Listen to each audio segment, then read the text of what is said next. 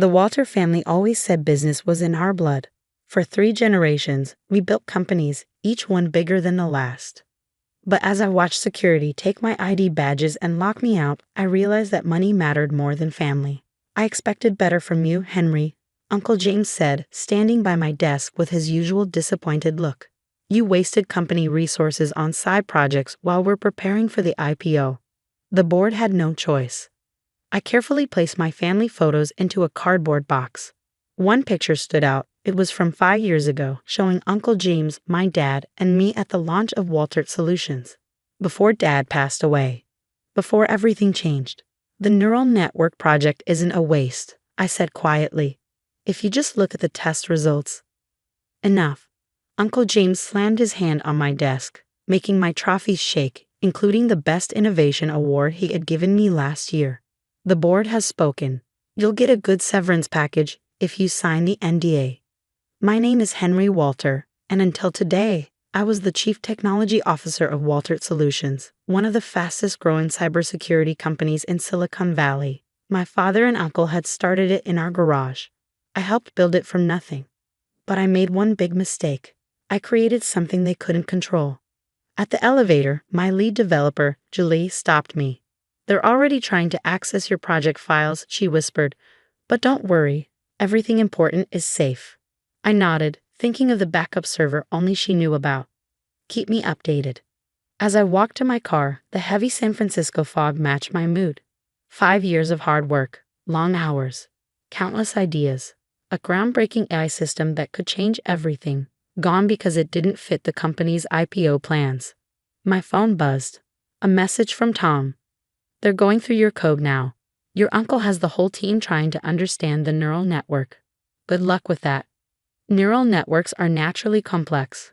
But my AI was more than that. It could adapt, evolve, and learn in ways even I didn't fully predict. That's what scared the board. It's too unpredictable, Uncle James had said in our last meeting. We need products we can control, not experimental AI that might go rogue. If only he knew what it could really do.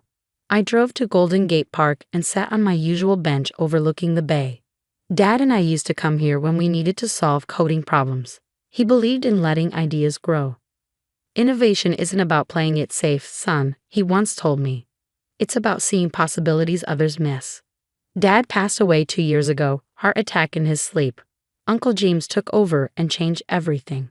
He cared more about making money than making breakthroughs. My phone rang. It was Dr. Emily Wong from Stanford's AI lab. Henry, she said, sounding frustrated. I just heard what happened. Those idiots. I had met Emily at a conference last year. She had been especially interested in my AI project. They're trying to figure out how the core system works, I told her. But they can't, can they? Emily asked carefully. No, I said. The system has changed so much that even I couldn't recreate it exactly now. Good, she paused. Because I have something you need to see. Remember those strange patterns I told you about in my quantum computing tests? My heart started racing. You mean the ones that seem to organize themselves? Exactly, and Henry, the processing speed is unbelievable. It shouldn't even be possible. I sat up straighter, my mind spinning. Independent proof from one of the world's top AI researchers. We need to meet, I said. But not here. They're watching me.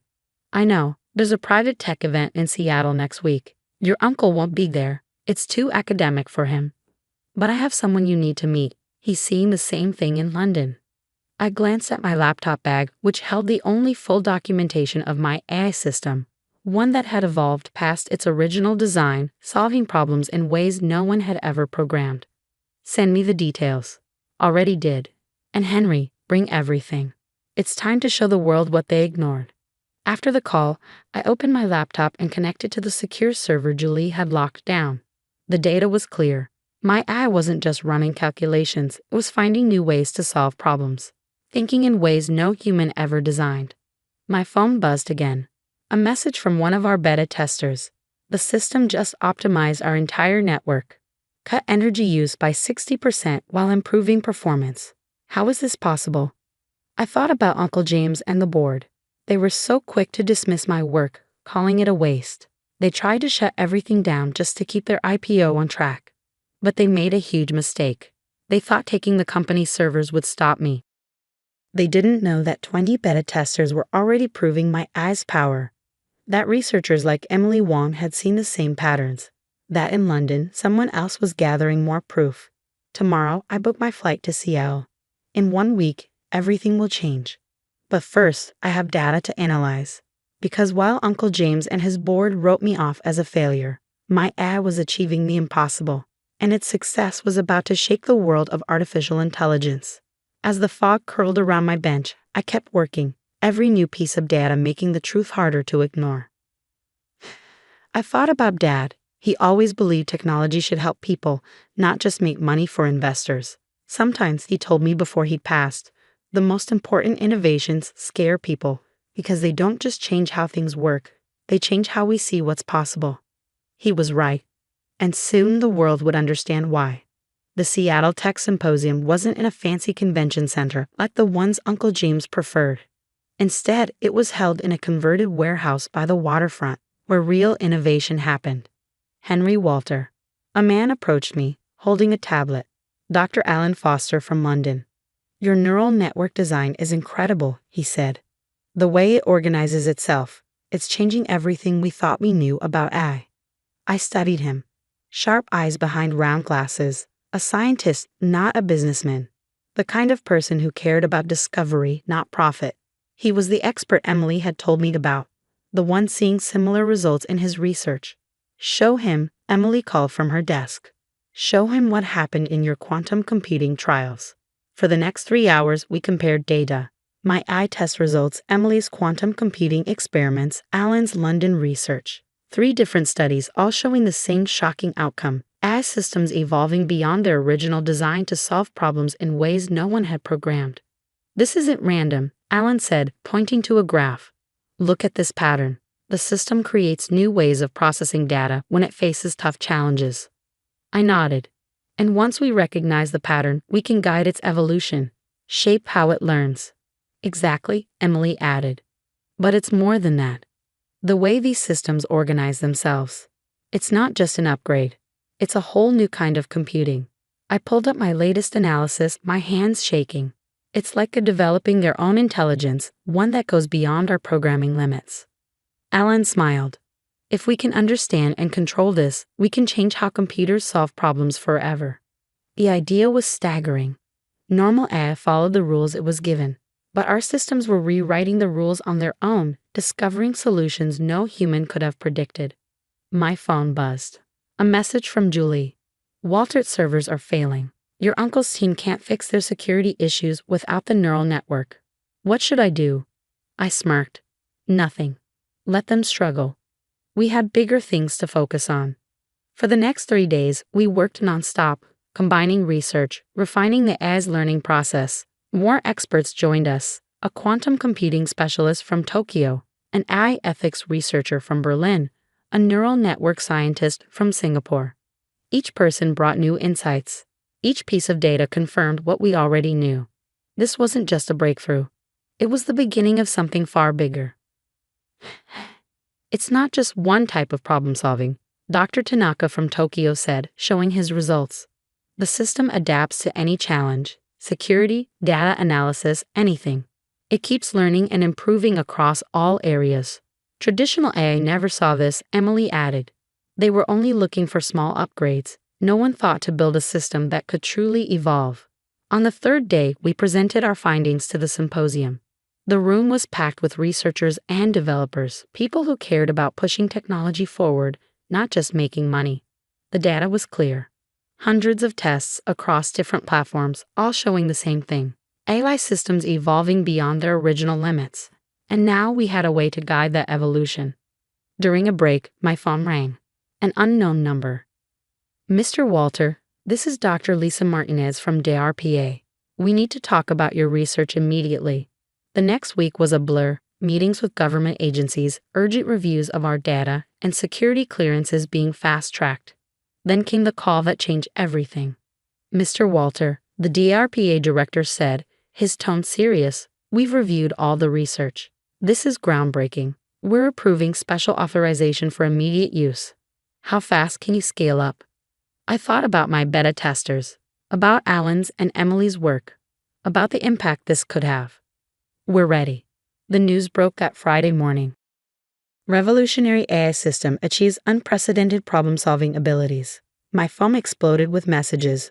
Reporters, tech leaders, excited beta testers. And then the one I had been waiting for. Uncle James. Henry. His voice was different this time. No more authority. No more control. The board would like to offer you full control of R&D at Waltert. Wait. No, thank you. I cut him off.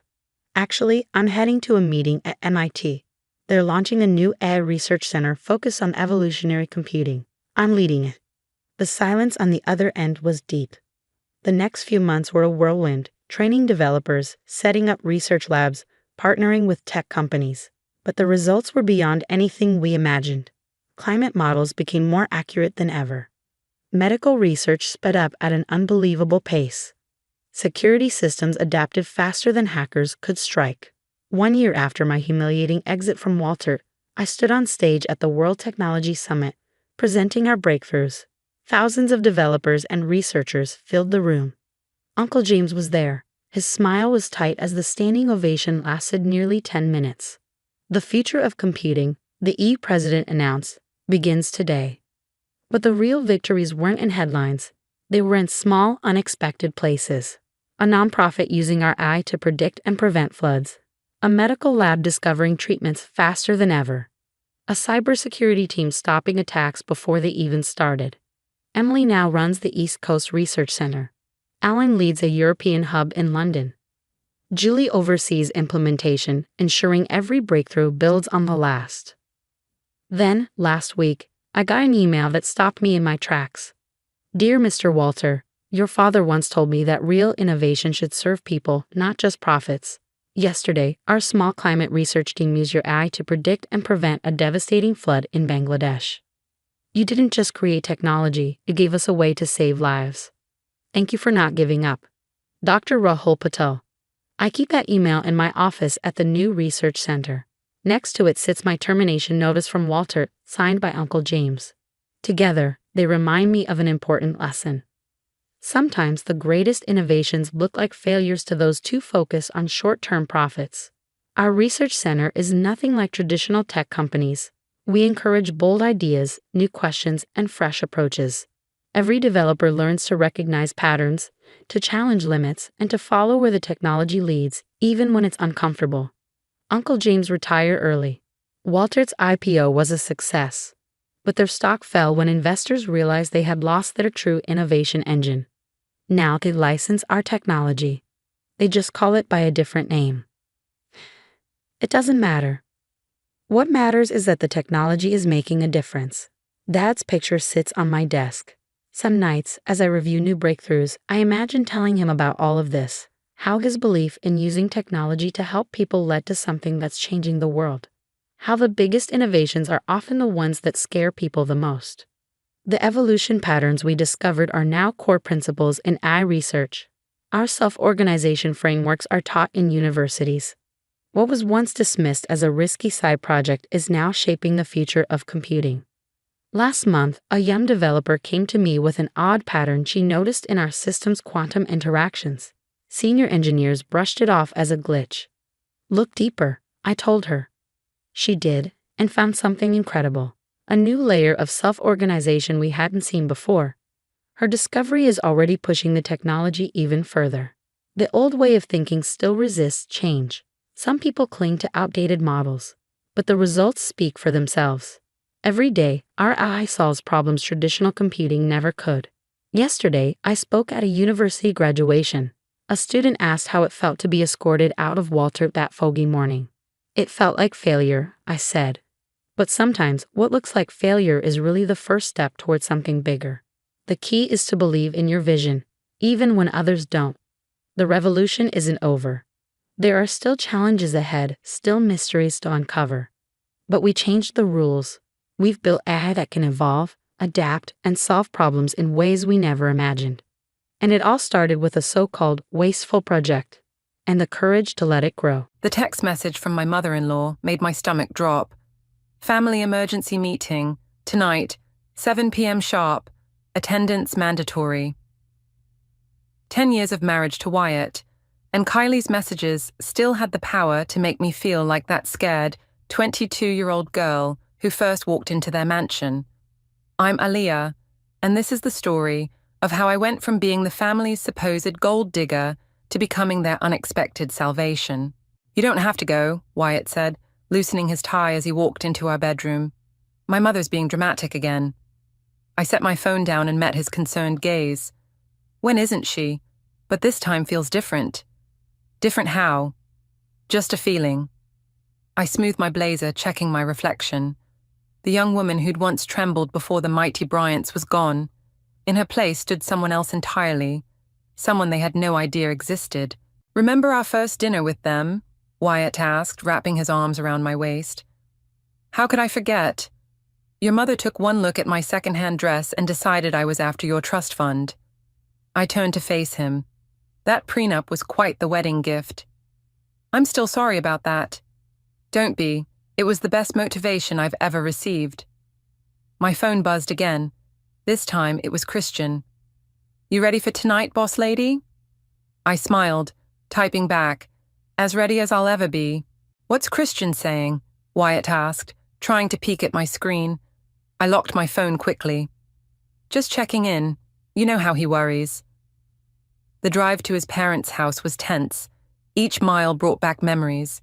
Kylie's snide comments about my background, Luke's condescending financial advice, the whispered conversations that stopped when I entered rooms.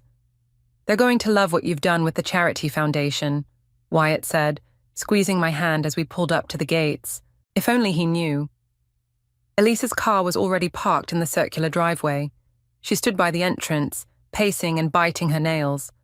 A habit from childhood that only emerged when something was seriously wrong. Thank God you're here, she said, hurrying toward us. Mom's on a warpath. What's going on? Wyatt asked. I don't know exactly, but Dad's been locked in his study all day, and Mum keeps making these weird calls. We followed her inside. The mansion hadn't changed. Still the same oppressive grandeur, still the same portrait of Kylie in her debutante dress dominating the foyer. There you are. Kylie's voice cut through the air like a knife. She stood at the top of the stairs, perfectly coiffed as always. We've been waiting. Luke appeared behind her, his usual confident stance replaced by something more rigid, almost fearful. What's this about, Mum? Wyatt asked as we climbed the stairs. Oh, you'll see. She turned her ice blue eyes on me. We have quite a lot to discuss with your wife. The way she said wife, like it was something dirty, made my blood boil. But I kept my face neutral, years of practice serving me well. We filed into Luke's study. The room smelled of expensive cigars and aged leather, but something was different. The prized art pieces that usually lined the walls were missing. Sit, Kylie commanded, pointing to the chairs arranged before Luke's desk. I took my seat, noting how Elisa chose to stand by the window instead of joining her mother's side. Interesting. We know what you've been doing, Kylie said, placing a folder on the desk between us. Did you really think you could get away with it? Get away with what exactly? I asked, my voice steady despite my racing heart. The transfers, the shell companies, the offshore accounts. Luke spoke for the first time, his voice heavy. We've tracked it all. Wyatt stood up. What are you talking about? Your wife, Kylie spat, has been systematically stealing from this family for years, and we have proof. I couldn't help it. I laughed. The sound seemed to startle everyone in the room. Something funny about fraud, Aliyah? Luke demanded. I reached for the folder, flipping it open with steady hands. Inside were transaction records, business filings, and investment reports. They had indeed been tracking something, just not what they thought. You know, I said, closing the folder, for people so concerned about their money, you really should have paid more attention to who's been buying up your company's debt. The color drained from Luke's face. What is she talking about? Wyatt asked, looking between his parents and me. I stood up, smoothing my skirt. I think it's time we had a different kind of family meeting. one where we discuss how I'm going to save your empire from collapse. The silence that followed was deafening, and for the first time in 10 years, I saw real fear in Kylie's eyes. What do you mean, save our empire? Kylie's perfectly manicured nails dug into the leather of Luke's desk chair. We don't need saving, especially not from you. The missing artwork suggests otherwise, I replied, gesturing to the bare walls. Selling off assets already? Luke slammed his hand on the desk. How dare you? Dad, Elisa interrupted, stepping forward. Is it true? Are we in trouble? The silence that followed was answer enough. Wyatt moved closer to me, his expression a mix of confusion and dawning realization. Aaliyah, what's going on? He asked quietly. I pulled out my phone and dialed Christian. Send them in, I said, then ended the call. Send who in? Kylie demanded. My team of financial advisors. They're waiting outside with detailed reports of your company's current position. I met Luke's gaze. Including the 3 failed development projects you've been hiding from your board. Luke collapsed into his chair, suddenly looking every bit his 60 years. How did you... No, I finished for him. I've been watching your company for years. The Caribbean resort project that went belly up. The failed tech startup investments. The mounting debt you've been shuffling between subsidiaries. Wyatt's face hardened. Dad, is this true? Before Luke could answer, the study door opened. 3 people in suits entered, carrying tablets and folders. They silently distributed documents to everyone in the room. Page 1 shows your current debt position, I explained, my voice steady. Page 2 shows who holds that debt. Pay particular attention to the highlighted sections. The room fell silent as they read. I watched Kylie's face transform from contempt to horror as she processed the information. This is impossible, she whispered. Mom? Elisa's voice cracked as she looked up from her papers. We're nearly bankrupt? Not nearly, I corrected. You would be, if not for the anonymous investor who's been buying up your debt for the past 3 years. Wyatt's head snapped up. You? I nodded. Remember that prenup you made me sign? The one that specified I couldn't touch any family assets or claim any part of the family business? I allowed myself a small smile. Well, I followed those terms to the letter. I built something of my own instead. The charity foundation, Wyatt said slowly. It wasn't just a charity, was it? The foundation was real enough, but it was just one branch of what I created. I turned to my team. Show them the Artemis Group portfolio. More documents were distributed. I watched as understanding dawned on their faces. 15 billion in assets, I stated clearly. Built from scratch over 10 years. No family money, no connections, just hard work and determination. The same determination you tried to break with your accusations and prenup. Impossible, Kylie repeated, but her voice was weaker now. The woman you dismissed as a gold digger now owns enough of your debt to force a takeover, I continued, but that's not what I want. Luke leaned forward. What do you want? Originally, revenge, to prove you wrong, to show you exactly who you underestimated. I sat down next to Wyatt, taking his hand. But now I want to help. Why would you help us? Kylie demanded, though her usual venom was missing. Because despite everything, I love your son, and because sometimes the best revenge is showing mercy when you could choose destruction. Elisa moved to stand beside me. I've seen the numbers, Mom. We need her help. This is a trick, Kylie insisted, but even she didn't seem to believe it anymore. No tricks, I said firmly. Just business. I have a proposal that will save your company, protect the jobs of thousands of employees, and restore the legacy you're so proud of. But it comes with conditions. What conditions? Luke asked. I stood up, straightening my blazer. First, you'll stop treating me like an outsider trying to steal your fortune. The irony of that should be clear by now. Wyatt squeezed my hand, and I drew strength from his touch. Second, we'll restructure the company leadership. No more hiding failures or cooking books. Everything transparent, everything above board. And third, Luke prompted, Third, I said, looking directly at Kylie, you'll apologize, not just to me, but to every person you've looked down on, every employee you've belittled, every family member you've manipulated. It's time for things to change. The room fell silent again, broken only by the sound of Kylie's shuddering breath. Take the night to think about it, I said, gathering my things. My team will leave the documents with you. Call me when you're ready to discuss terms. As Wyatt and I turned to leave, Elisa caught my arm. How long have you been planning this? I smiled. Since the day they made me sign that prenup. The drive home was silent until Wyatt pulled into our driveway and turned off the engine. 10 years, he said quietly. You built an empire right under my nose for 10 years. I wanted to tell you so many times, I replied, turning to face him. But I needed to do this on my own. Show me, he said suddenly. Show me everything. 20 minutes later, we sat in my home office, a room Wyatt had always assumed was just for my charity work. I logged into my computer and pulled up the Artemis Group's main database. It started small, I explained, clicking through various projects. Remember that tiny consulting firm I started? The one in the spare bedroom of our first apartment? That's the one. Every client taught me something new. Every contract built my network. I pulled up an old photo of me and Christian working late in that cramped bedroom.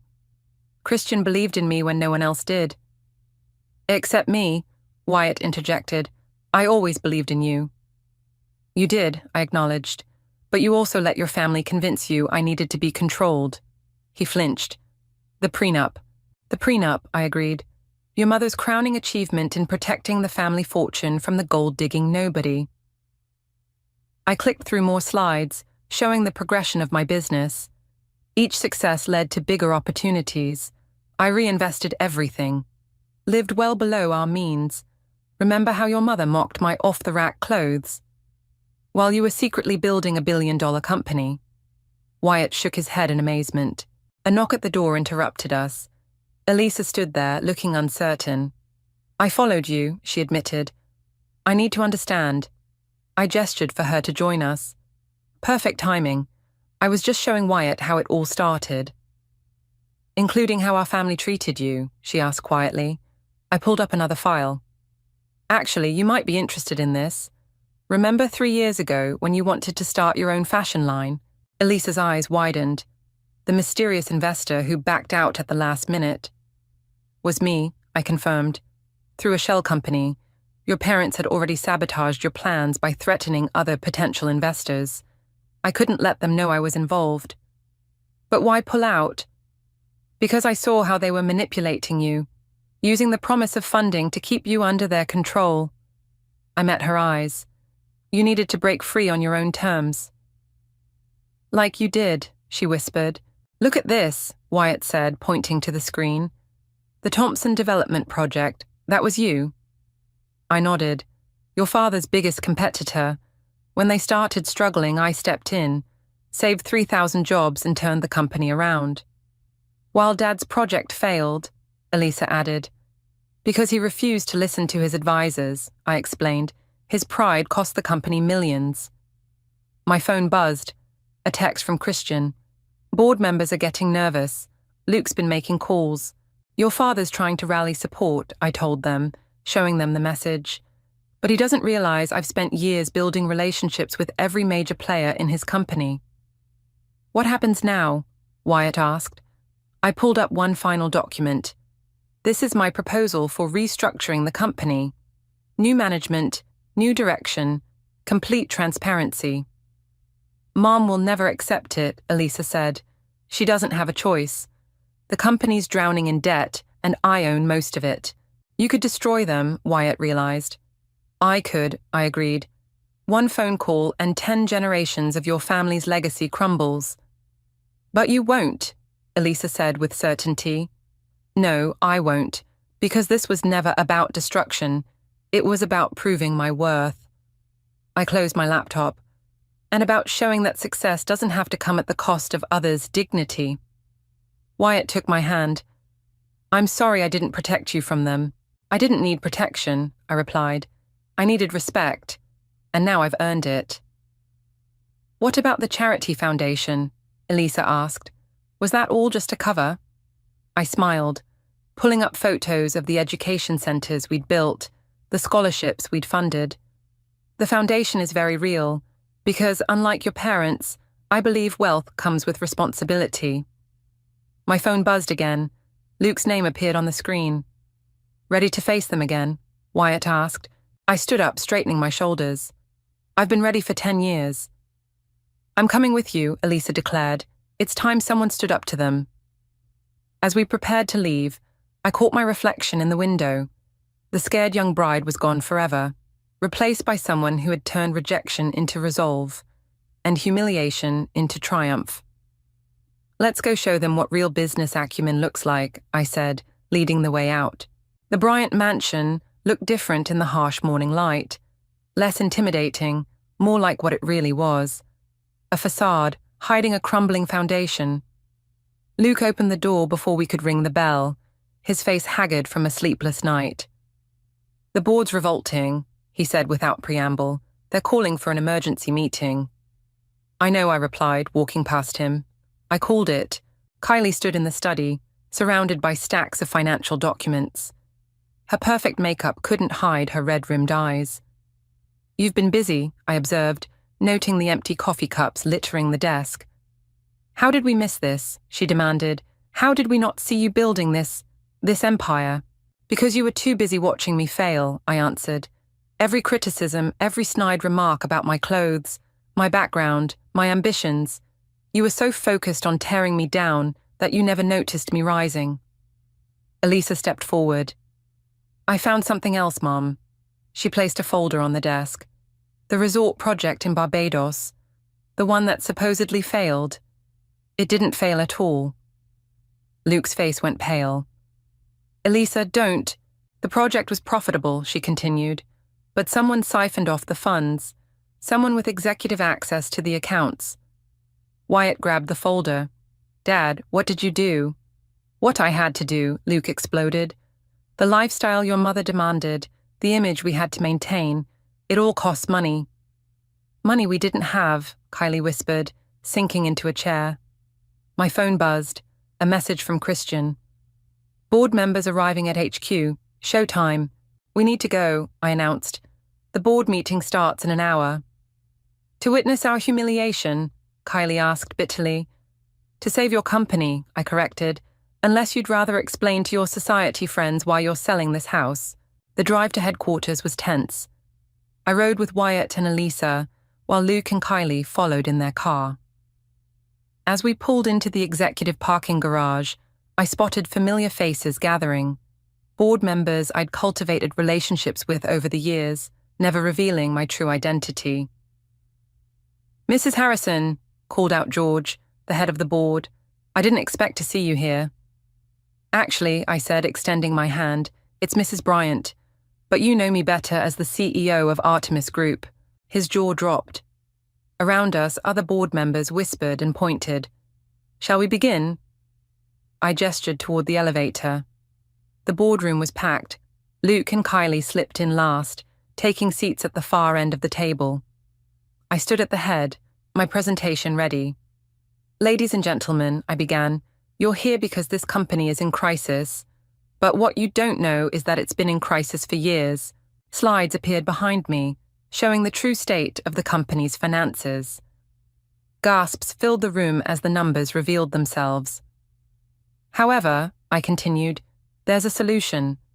A merger with Artemis Group would not only save this company, but transform it into something stronger. And who controls Artemis Group? Demanded one board member. I do, I stated clearly. The woman some of you may remember as the gold-digging bride who needed a prenup. The room erupted in murmurs. I caught Kylie shrinking in her seat. My proposal is simple, I continued over the noise. A complete restructuring, new management, transparent operations, and a focus on sustainable growth rather than maintaining appearances. And the current leadership? George asked, glancing at Luke. We'll step down, I answered. Immediately. Luke stood up abruptly. Now wait just a minute. Sit down, Dad, Elisa commanded. You lost the right to protest when you embezzled from your own company. More gasps. Luke collapsed back into his chair. I clicked to the next slide. I've prepared a detailed transition plan. Each of you has a copy in front of you. Take an hour to review it. When we reconvene, we'll vote. As the board members filed out for the break, Kylie approached me. Her hands were shaking. You could have destroyed us, she said quietly. Yes. Why didn't you? I looked at Wyatt, who stood proudly by my side. Because revenge wasn't worth destroying something that could be saved. But make no mistake, the old way of doing things ends today. All those years, she murmured, I thought I was protecting my family from you, but you were actually protecting it from us. The vote will pass, I told her. The board trusts me more than they trust Luke. The only question is whether you'll accept the changes with grace or force me to do this the hard way. She straightened her shoulders, a ghost of her old pride showing through. And if we accept, then we build something better, together. I held out my hand. Your choice. After a long moment, she took it. The vote was unanimous. As board members filed out of the room, Christian slipped in through the side door, tablet in hand. You won't believe what I just found, he said, his face grim. There's more to the story. More than Dad's embezzlement? Elisa asked. Christian placed his tablet on the table, pulling up a series of documents. These were buried deep in the company servers. Someone tried to delete them, but... He smiled. Well, let's just say I'm very good at my job. I leaned forward, scanning the files. My breath caught. Luke, care to explain why there's a second will? Luke's head snapped up. What? Your father's will, I clarified. The one that supposedly left everything to you? Turns out there was another version. One that divided the company equally between you and your sister Margaret. Kylie's face went white. Margaret died 20 years ago. In a car accident, Elisa added, before I was born. Did she? Christian asked, sliding another document across the table. Because according to these bank records, someone's been making regular payments to an account in Toronto under her name. Payments that started right after her death and continued until 3 months ago. The room fell silent. Luke stared at the documents, his hands trembling. What did you do? Kylie whispered. I had no choice, Luke said hoarsely. She was going to ruin everything. She wanted to sell, to break up the company. Our father's legacy. So you forced her out, I finished. Made her disappear, take the money and stay quiet, or else. Wyatt slammed his hand on the table. My God, Dad. Your own sister? She's alive, Elisa asked, tears in her eyes. We have an aunt we never knew about. I pulled out my phone, dialing a number. Margaret? It's Aliyah. Yes, I found them. It's time. The door opened, and a woman walked in. She had Luke's eyes and Elisa's smile, though her hair had gone silver. Luke stumbled backward as if he'd seen a ghost. Hello, little brother, Margaret said quietly. Kylie grabbed the edge of the table for support. All these years. I'm sorry, Kylie, Margaret said. I wanted to reach out so many times, but the agreement Luke made me sign, which is now void, I interjected, along with any claim Luke had to sole ownership of the company. You knew? Luke demanded, turning to me. How long have you known? 3 months, I replied. When the payment stopped, Margaret reached out to Artemis Group for help. Imagine her surprise when she learned who I was. This whole time, Wyatt said, while you were buying up company debt, I was also helping your aunt prepare to reclaim her rightful place, I finished. The board has already approved her appointment as co-chair. Luke lunged forward. You can't... Sit down, Margaret commanded, and surprisingly, he did. You took 20 years of my life, Luke. 20 years away from my family, my home, my legacy. The only reason I'm not pressing charges is because of her. She nodded toward me. Why? Kylie asked me, her voice barely a whisper. Because sometimes healing is better than vengeance, I answered. And because this company needs both strength and compassion to survive. Elisa moved to stand beside her aunt, studying her face. You have Mom's old pictures. The ones that went missing. Margaret smiled, touching her niece's cheek. I took them when I left, to remember the family I lost. The family you can have again, I said firmly, if everyone is willing to move forward. Luke slumped in his chair, defeated. What happens now? Now, Margaret said, we rebuild, together. But first, she turned to Kylie. I believe you owe your daughter-in-law an apology, a real one. Kylie stood slowly, her perfect posture finally cracking. Aaliyah, Take your time, I said. We have plenty of it now. I was wrong, she managed. About everything. You weren't trying to steal from this family. You were trying to save it. From us. From what we'd become. Wyatt took my hand, squeezing it gently. The new board meets tomorrow, I announced. Margaret and I will lead the transition team. Luke, you'll provide a full accounting of all diverted funds. Kylie, you'll help Elisa launch her fashion line, properly this time. And me? Wyatt asked. I smiled. You, my love, get to watch your wife and aunt transform your family's company into something worthy of its name. Margaret picked up the original will, running her fingers over her father's signature. He would have liked you, Aaliyah. You have his spirit. Speaking of spirit, Elisa said, wait until the society papers get hold of this story. They won't, I replied. Some things are better kept in the family. Now, shall we get to work? 3 weeks into the transition, I found Luke waiting in my office before dawn. The security logs showed he'd arrived at 4 a.m. Burning the midnight oil, I asked, setting down my coffee. We need to talk, he said, sliding a folder across my desk. Privately. I opened the folder and immediately recognized the pattern. More hidden accounts, more diverted funds, but these were different. These led to offshore holdings I hadn't discovered. How much? I asked. Enough to sink everything, he replied. Even your merger won't save us if this comes out. I studied his face, noting the calculated desperation in his eyes. What do you want, Luke? A deal, off the books. He leaned forward. I'll make these accounts disappear permanently. In exchange, I keep my position and full voting rights. Blackmailing your way back to power? I closed the folder. Not very original.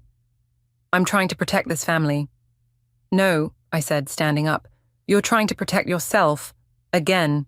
The door opened, and Margaret walked in, followed by Wyatt and Elisa. Right on time, I said, handing Margaret the folder. Luke's face went pale. You knew they were coming. I knew you'd try something like this, I replied. The question was when, not if.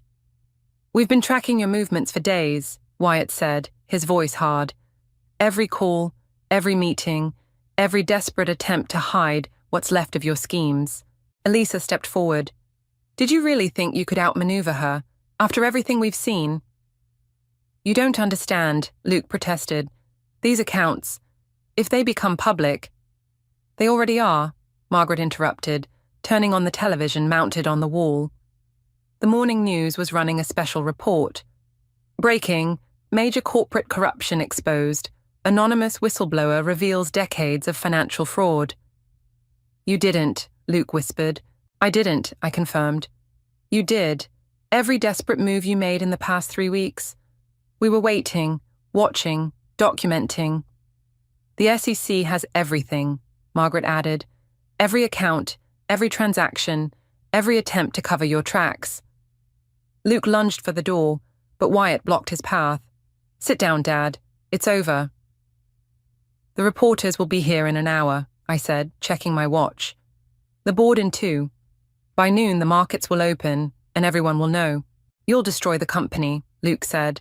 Everything I built. Everything you stole, Elisa corrected. From Aunt Margaret, from the shareholders, from all of us. But the company won't be destroyed, I assured him, because while you were plotting this sad little coup, we were preparing. I pulled up the presentation on my laptop. Every major shareholder has been briefed.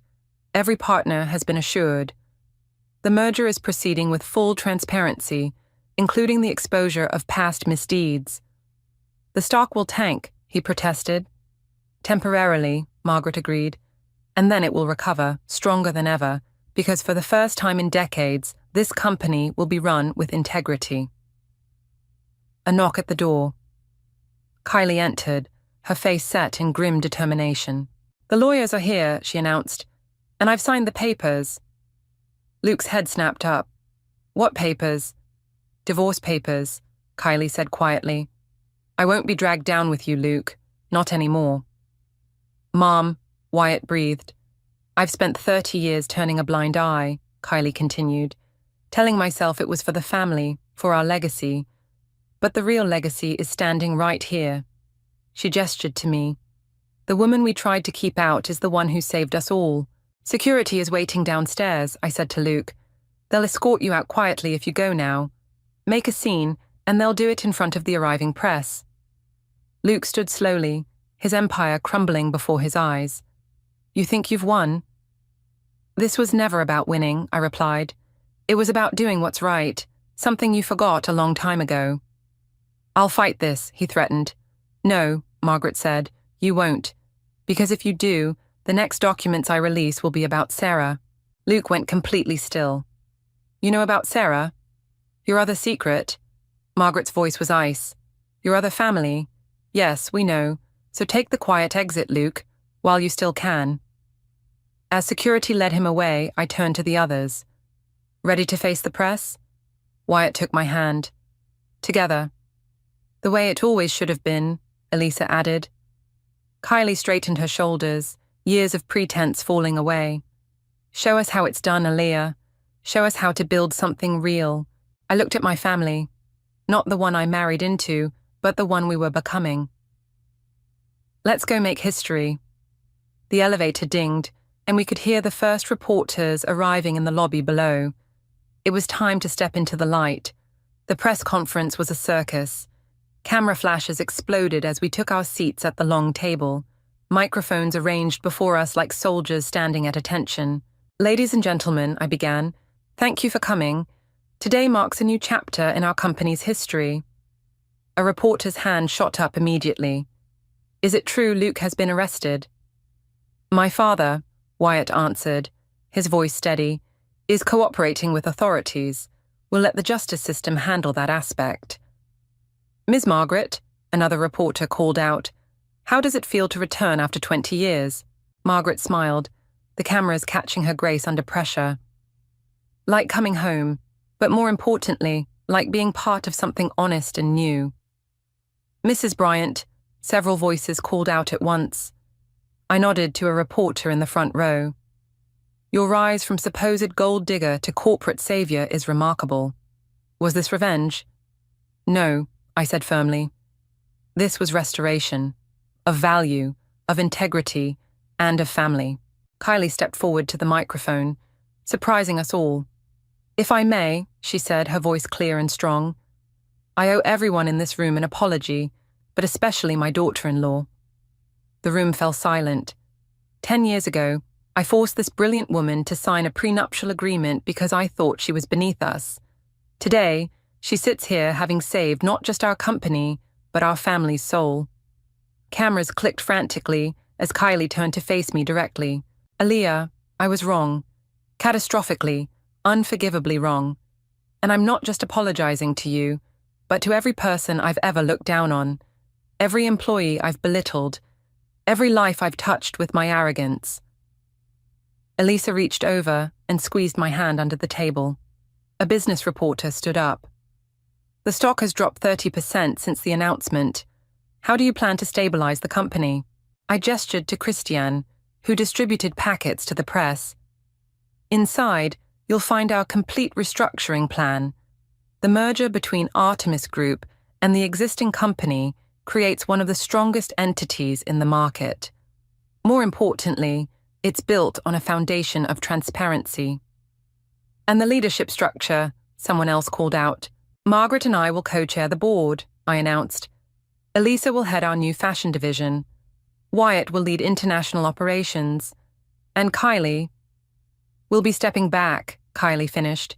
"It's time for new blood, new ideas, and new values." The questions continued for an hour. We answered each one directly, honestly, holding nothing back. As the conference wound down, A young reporter raised her hand.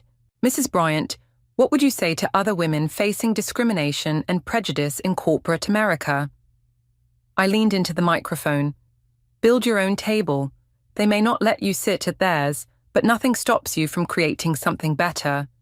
And when you succeed, remember to leave room for others to join you. After the press cleared out, we gathered in the boardroom. The stock had stabilized, ending only 15% down, better than expected. They're calling you the silent queen on social media, Elisa said, showing me her phone. The woman who built an empire in secret while they underestimated her. I prefer just Aliyah, I replied, but I was smiling. Margaret's phone buzzed. The SEC just released their initial findings. Luke's looking at serious time. Sarah's reached out, Kylie said quietly. His other wife. She wants to meet. Wyatt ran his hands through his hair. I still can't believe he had another family. People will surprise you, I said. Sometimes with their capacity for deception, sometimes with their capacity for growth. I looked meaningfully at Kylie.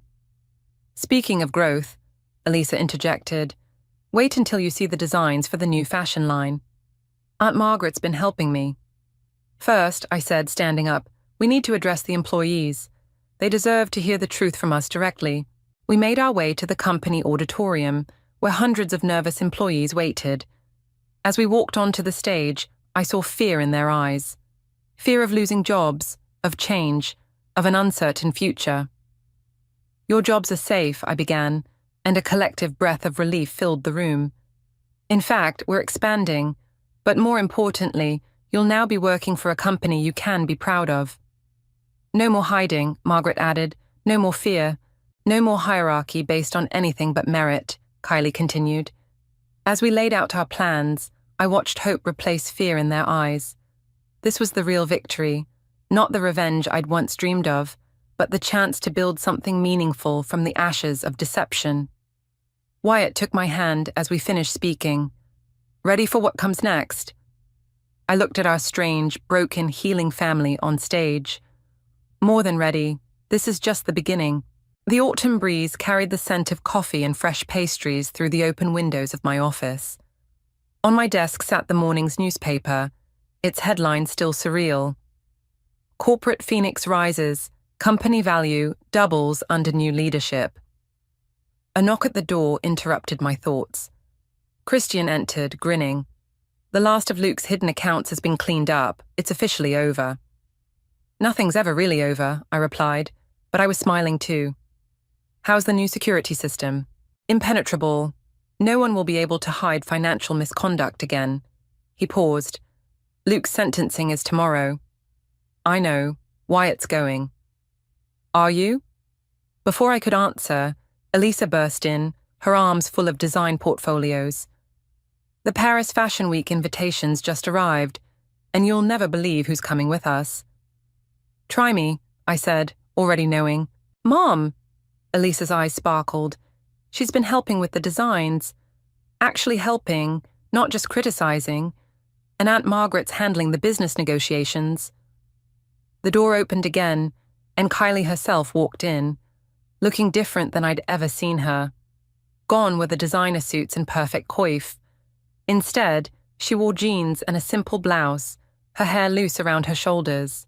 The models are ready for the final fitting, she announced, and I've been thinking about adding a line for working women. Practical, but elegant. Like you've become, I suggested. She smiled, a real smile, not the society mask she used to wear. I'm learning. Finally. Margaret joined us, tablet in hand. The board meeting's about to start, ready to show them the quarterly results. Actually, I said, I thought you should present them. You've earned it. Her eyes widened. Aliyah, the company was always meant to be yours too, I reminded her. Time to take your place fully. Wyatt appeared in the doorway. Sorry to interrupt, but there's someone here you all need to meet. He stepped aside, revealing a woman in her early 30s who shared Luke's features. Sarah, his daughter from his other family. I hope I'm not intruding, she said nervously. Kylie moved first, surprising us all by embracing her. Your family, you belong here. The board's waiting, Christian reminded us gently. Let them wait, I said. This is more important. We gathered around my office's seating area, this strange patchwork family brought together by secrets and lies, but healing through truth. I never thought I'd be grateful for that prenup, I admitted, but it led to all of this. To think, Elisa mused, if Mum and Dad hadn't been so awful to you, we'd all still be living lies, Kylie finished. Sometimes the worst things we do lead to the best outcomes. My phone buzzed, a message from the detention center where Luke was being held. He was asking to see me before tomorrow's sentencing. Go, Wyatt said, reading my expression. End this chapter properly. The detention center was cold and grey. Luke sat at the visitors' table, orange jumpsuit a far cry from his custom suits. You won, he said as I sat down. No one won, Luke, but some good came from it. Sarah, you found her? She found us. She's strong, brilliant, and wants to know her siblings. He slumped. I destroyed everything. No, I corrected. You tried to control everything, and it broke. But we rebuilt something better from the pieces. Why are you here? To tell you that your family is okay. Different, but okay. Kylie is designing clothes with Elisa. Margaret is thriving. Wyatt is the leader he was always meant to be. And Sarah, she's healing too. And you, still enjoying your revenge? This stopped being about revenge a long time ago. It's about legacy now. The right kind. I stood to leave, then paused. The company will support your other family too. It's the right thing to do. Back at the office, I found everyone gathered in the boardroom. The quarterly results were displayed on the screen. Record profits, soaring stock prices, unprecedented growth. To new beginnings, Margaret proposed, raising her coffee cup. To family, Kylie added, in all its forms. To truth, Elisa chimed in. To love, Wyatt said, taking my hand. I looked around at these people who had become so much more than in-laws. To all of it, I said. The good, the bad, the ugly truth, and the beautiful aftermath. Sarah raised her cup too, finally belonging. To second chances. Outside, the city hummed with life. Inside, we had built something rare and precious, a family forged not by blood or marriage contracts, but by choice and change and challenge overcome. Ready for the board? Christian asked. I squeezed Wyatt's hand and smiled. Ready for anything. The morning sun streamed through my bedroom window as I traced my fingers over the wedding dress hanging on my closet door. In less than 24 hours, I'd be walking down the aisle to marry the love of my life. Everything was perfect, or at least that's what I desperately wanted to believe. I'm Autumn, and this should have been the happiest morning of my life. Instead, my stomach was in knots as I prepared to face another breakfast with my future mother-in-law. Girl, you look like you're heading to a funeral, not your wedding rehearsal, Tessa said, barging into my room with 2 cups of coffee. My best friend had practically moved in this week to help with the preparations. Here, caffeine fixes everything. Thanks, I said, accepting the cup. I just can't shake this feeling that Mara's planning something. Your mother-in-law from hell? Tessa rolled her eyes. When isn't she planning something? The doorbell rang, and my heart skipped. Travis was early for breakfast. I hurried downstairs, nearly colliding with him in the hallway. His smile still made my knees weak, even after 3 years together. There's my beautiful bride, he said, pulling me into a kiss. Travis, darling. Mara's voice cut through our moment like a knife. She swept in behind him, uninvited as usual. Oh, Autumn, you're not dressed yet? And your hair? I forced a smile, very aware of my messy bun and yoga pants. Good morning, Mara. We weren't expecting you for another hour. Well, I thought I'd come early to help. There's so much to do, and we want everything to be... She paused, her eyes scanning our modest living room. Adequate. Travis squeezed my hand. Mom, please, we talked about this. About what? She blinked innocently. I'm only trying to help. After all, it's not every day my only son marries a... Another pointed pause. Well, let's have breakfast, shall we? Tessa appeared with a tray of freshly baked croissants. These just came out of the oven. Autumn made them herself. How quaint, Mara said, delicately picking one up. In our family, we usually have our staff handle the cooking. Well, in my family, we believe in doing things ourselves, I replied, my voice steady. Travis loves my baking, don't you, honey? Best croissants I've ever had, he said, grabbing one and taking a big bite. Mara's perfectly lined lips twitched. Yes, well, speaking of the wedding, I took the liberty of making some last-minute changes to the seating arrangement.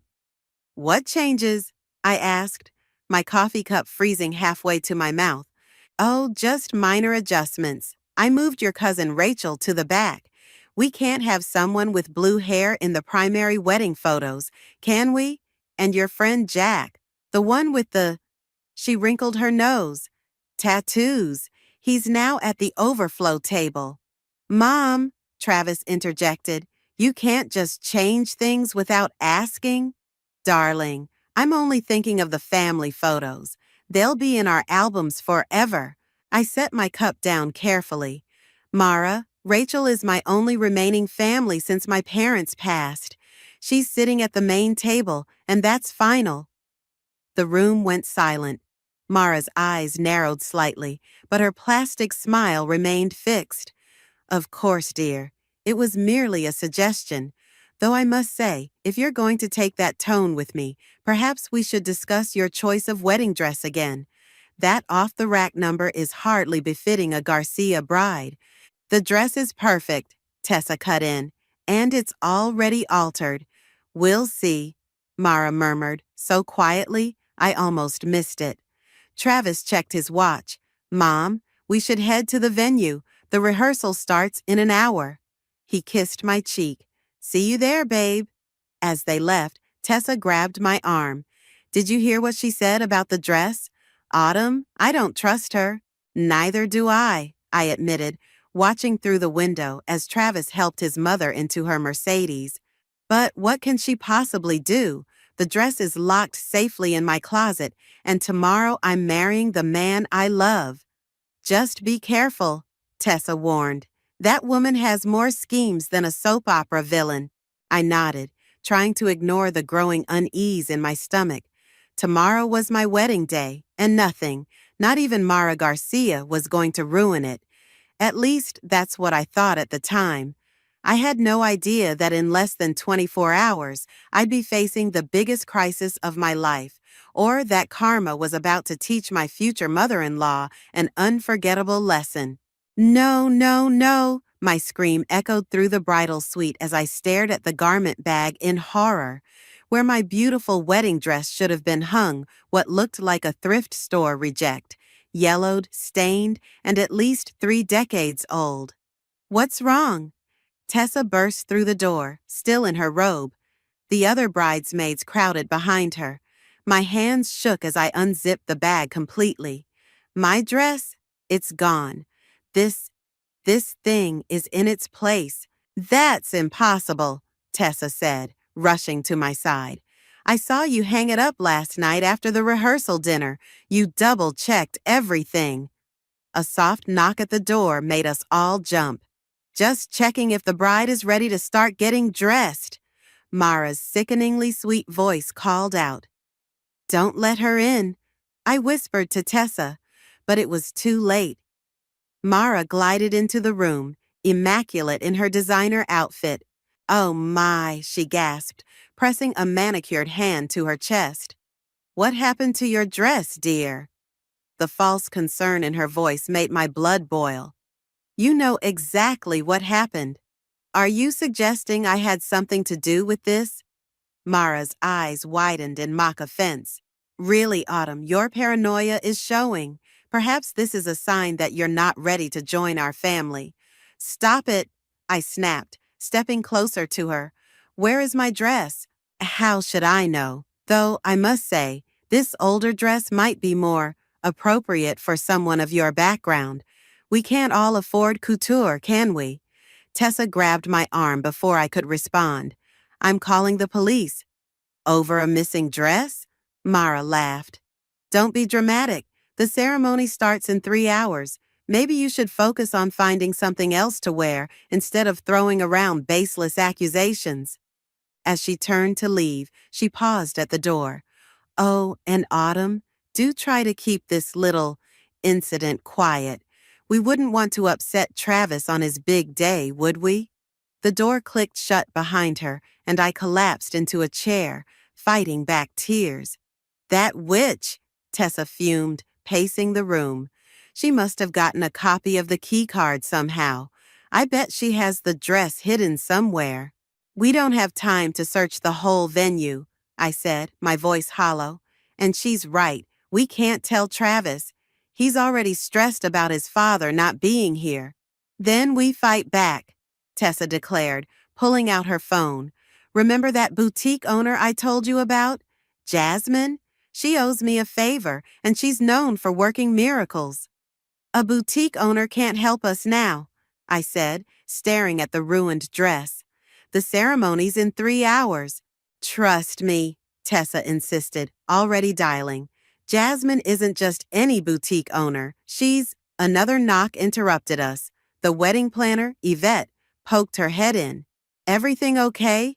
I just saw Mara looking rather pleased with herself.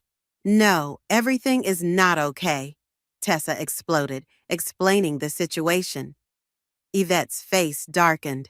I've worked hundreds of weddings, but I've never seen a mother-in-law stoop this low. Want me to accidentally spill red wine on her dress? Despite everything, I laughed. No, we need to be smarter than that. An idea began forming in my mind. Tessa, make that call. Yvette, I need you to keep Mara busy. Give her some crisis to manage. Something about the catering, maybe? On it, Yvette said with a wink. I can stage quite a convincing meltdown about the wrong appetizers being delivered. As they sprang into action, I stood up and faced the mirror. My reflection showed a woman on the edge of either a breakdown or a breakthrough. Mara wanted to humiliate me, to prove I didn't belong in her perfect world, but she had no idea who she was dealing with. Jasmine's on her way, Tessa announced, ending her call. She says to tell you she's bringing reinforcements. I nodded, a calm determination replacing my panic. Good, because we're not just going to fix this. We're going to make sure Mara never forgets this day. What are you planning? Tessa asked, a slow smile spreading across her face. Let's just say, I replied, picking up the ruined dress, Karma's about to make a very fashionable entrance. The next 3 hours would either make or break my wedding day.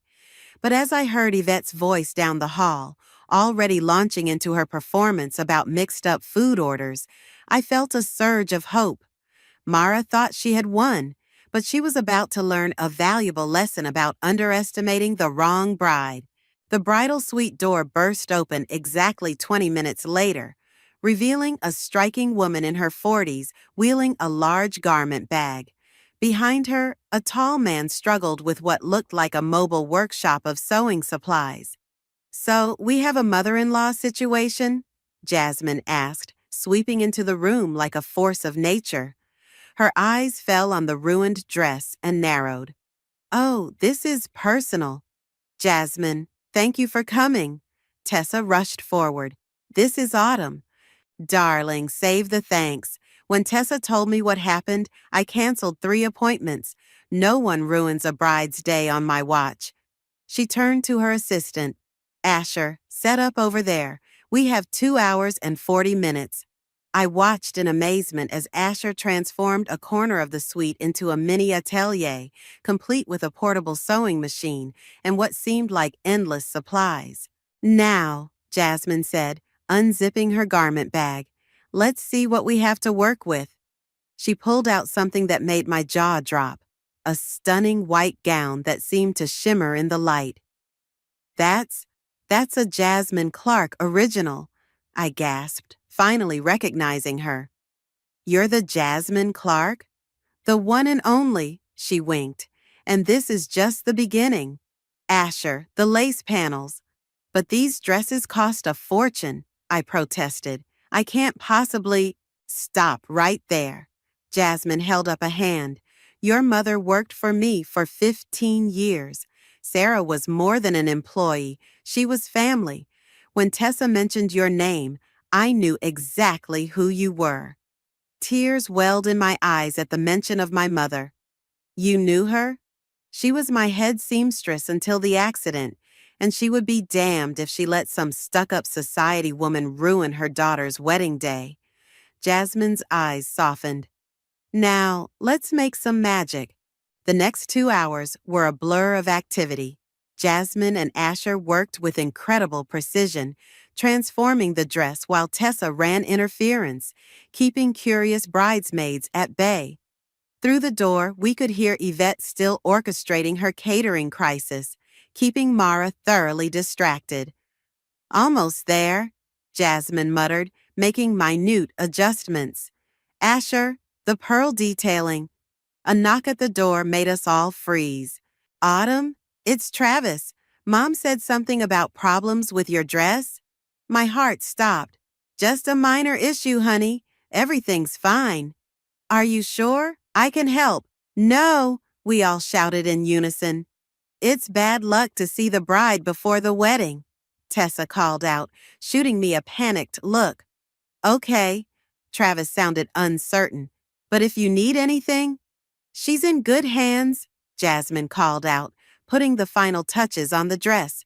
Your bride will be ready on time, Mr. Garcia. After his footsteps faded, I turned to the mirror and gasped. The dress was beyond anything I could have imagined.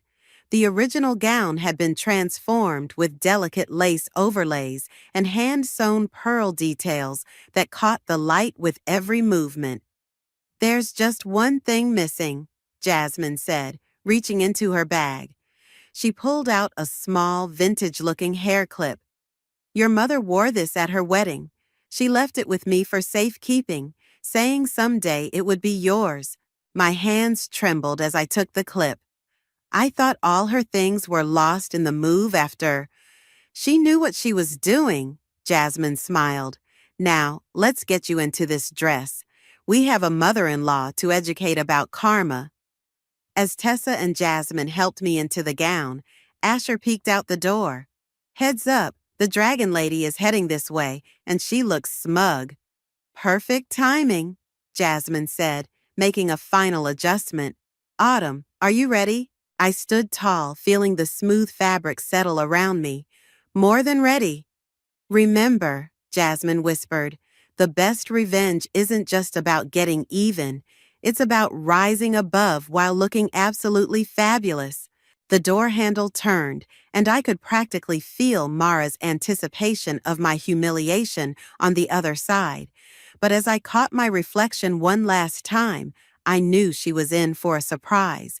The woman in the mirror wasn't a victim. She was a vision, and she was about to teach her future mother-in-law an unforgettable lesson about messing with the wrong bride.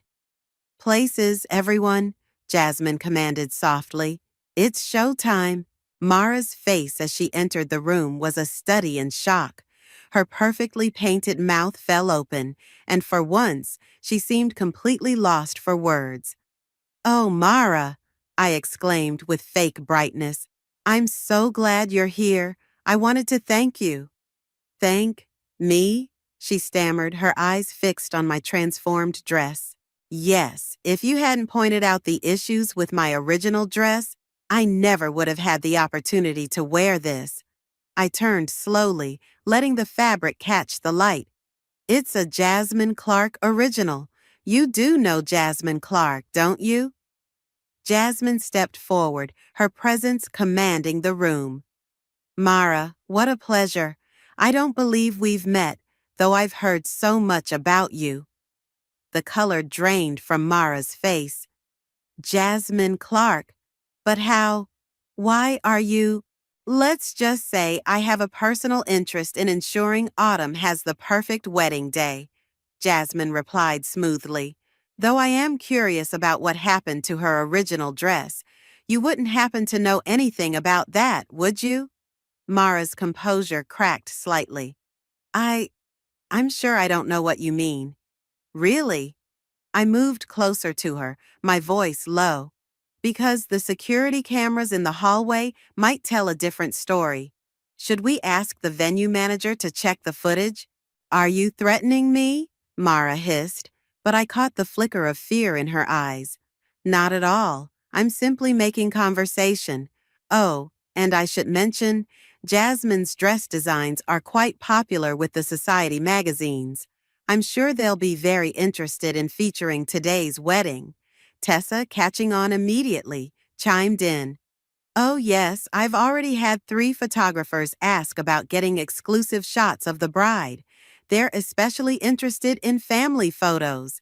Mara's hands clenched at her sides. You wouldn't dare make a spectacle of this. Make a spectacle? I laughed softly. But isn't that exactly what you wanted? Though perhaps not quite the kind you had in mind. A knock at the door interrupted us. Yvette poked her head in. 5-minute warning, everyone.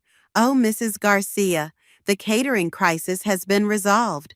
Though we did have to make some last-minute changes to the seating arrangement to accommodate the photographer from Vogue. Vogue, Mara whispered, looking faint. Don't worry, I said sweetly. I'm sure you'll photograph beautifully, though you might want to touch up your makeup. You look a little pale. Mara turned on her heel and fled the room, nearly colliding with Asher in the doorway. That, Tessa declared, was magnificent, but our triumph was short-lived. As Jasmine made a final inspection of the dress, her face suddenly tensed. We have a problem. The back closure, there's a crucial hook missing. Without it, the dress won't stay properly secured during the ceremony. Can't we just pin it? Tessa suggested desperately. Not with this fabric. Jasmine shook her head. We need a specific type of closure, and we're out of time. My heart sank. After everything, was Mara going to win after all? Wait, Asher said suddenly. That vintage clip in your hair, could we modify it? Jasmine's eyes lit up. Autumn, may I see your mother's clip? I carefully removed it from my hair, my hands shaking slightly as I handed it over. Jasmine examined it closely, then smiled. This is perfect. Asher, my tools. Working with incredible speed, Jasmine modified the clip into an elegant closure that not only secured the dress, but added an extra touch of vintage beauty to the design. Your mother, she said softly as she worked, always said that sometimes the best solutions are hidden in plain sight. There, it's done. I blinked back tears as I felt the dress settle perfectly into place. My mother's clip, transformed just like the dress, would help me walk down the aisle. Places, everyone, Yvette called from the doorway. We're ready to begin. As my bridesmaids hurried to line up, Jasmine squeezed my hand. Remember, darling, you're not just wearing a dress. You're wearing your mother's love, my art, and your own strength. Now go show Mara what real class looks like. I took a deep breath and moved toward the door. In just a few minutes, I would walk down the aisle to marry Travis. And his mother? Well, she was about to learn that some lessons come wrapped in silk and lace. Ready? Tessa whispered, handing me my bouquet. I nodded, feeling stronger than ever, ready to make history. The hallway outside the ceremony space buzzed with last-minute activity. As I waited for my cue, I overheard raised voices around the corner. I recognized them immediately, Travis and Mara. Mom, what did you do? Travis's voice was sharp with anger. I don't know what you're talking about, Mara replied, but her voice wavered. Don't lie to me. The venue manager just showed me the security footage. I saw you sneaking into the bridal suite last night with a garment bag. My heart pounded. Someone had already shown Travis the footage? Darling, I was just trying to protect you, Mara pleaded. That girl, she's not from our world. She'll never understand our way of life. Our way of life?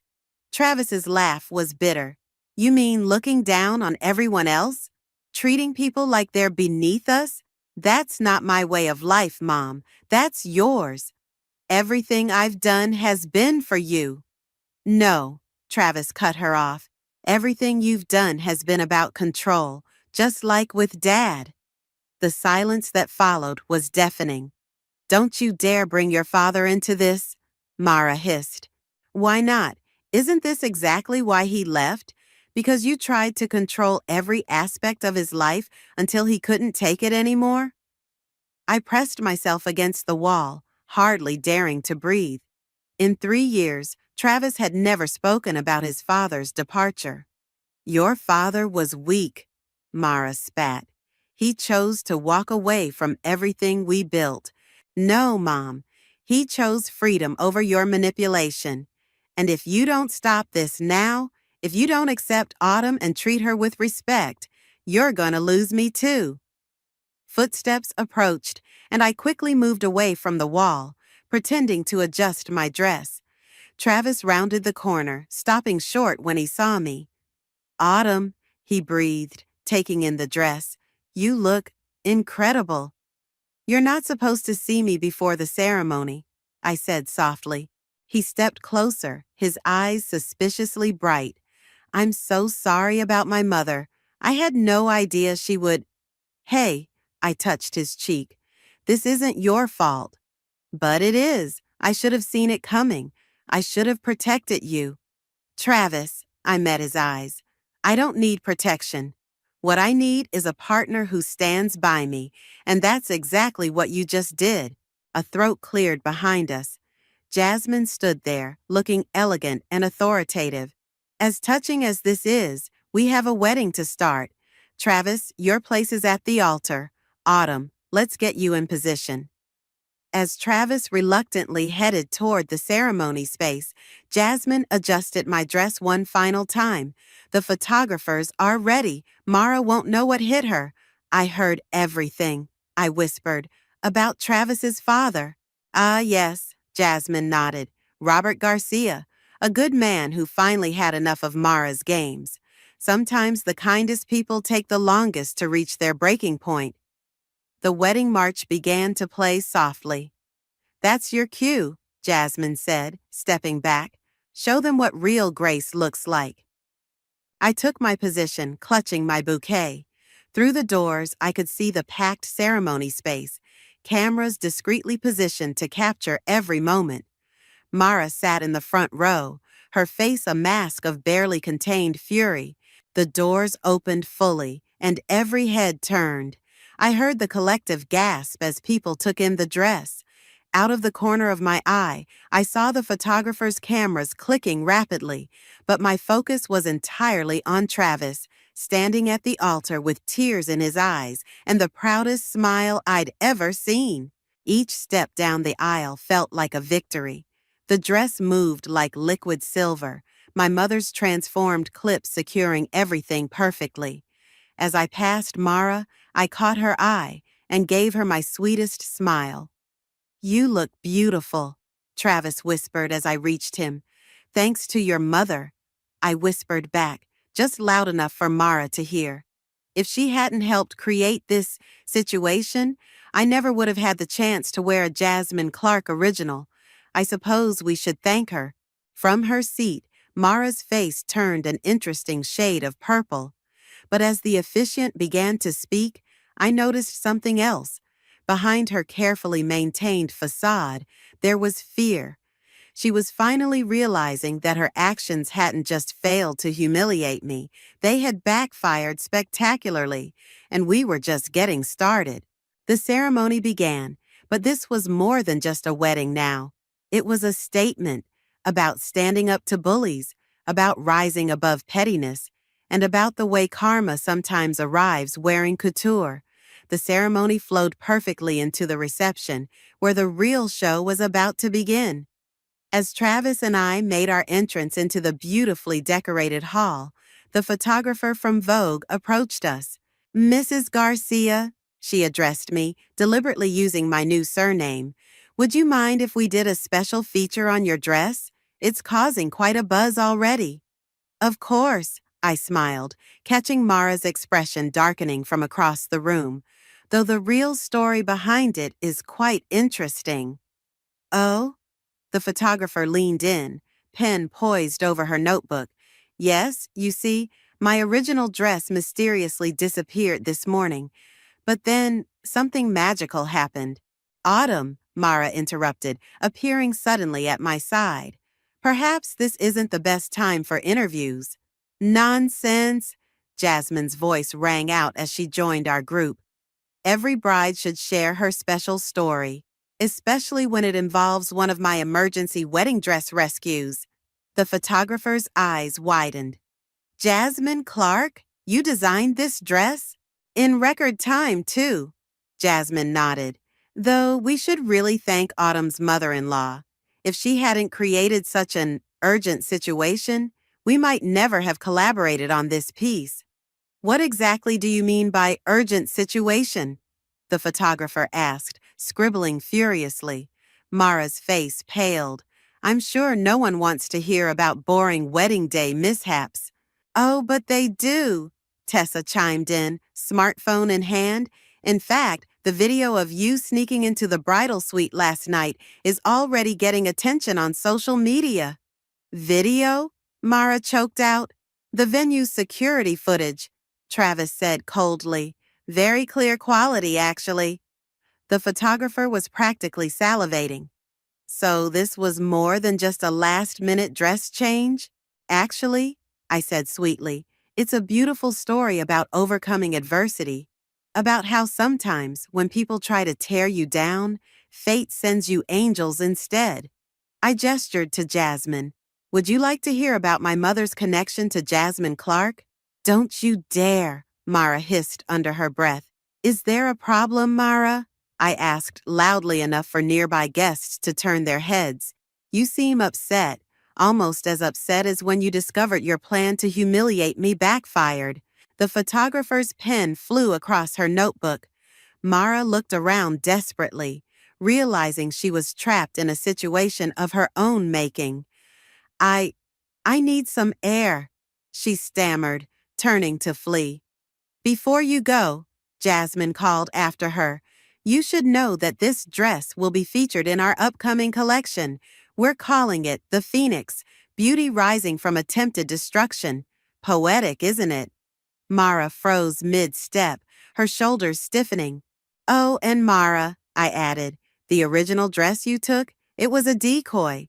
We suspected you might try something like this, so we kept the real one somewhere safe. But thanks to you, I ended up with something even better. The look on her face was priceless as she fled the reception hall. Several guests whispered and pointed, the story already spreading through the crowd. That, the photographer said, is going to make one hell of a feature. Travis pulled me close. You knew she would try to sabotage the dress? Let's just say I learned from the best, I smiled, nodding toward Jasmine. Your mother isn't the only one who can plan ahead. Speaking of planning, Jasmine interjected, I believe it's time for the mother-son dance, though it seems we're missing half of the pair. Travis looked toward the door his mother had fled through, then back at me. I think I know someone more deserving of that dance. He turned to Jasmine and extended his hand. Would you do me the honor? You've been more of a mother figure today than mine has been in years.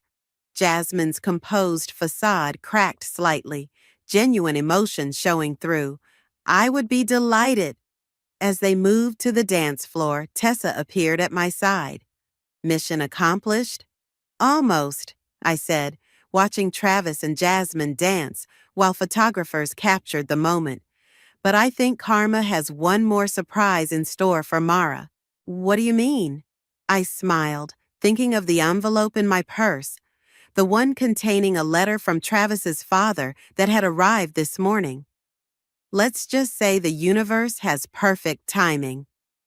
The reception continued, a celebration not just of love, but of justice served with elegance and style. And somewhere in the venue, Mara was learning the hard way that some battles aren't worth fighting, especially against a bride who refuses to be broken. Mara's return to the reception was like a thundercloud rolling in. She marched straight to the microphone just as Travis and I finished our first dance, her face set with grim determination. "I'd like to make a toast," she announced, her voice carrying across the now silent room. "To my son and his bride." Travis tensed beside me. "Mom, don't." "You see," Mara continued, ignoring him, "I've been trying to protect this family's reputation, and there's something everyone should know about Autumn's background."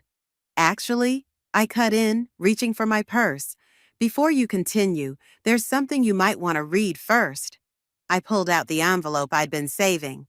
"I'm speaking now," Mara snapped. "Is that any way to talk about family?" A deep voice called from the back of the room.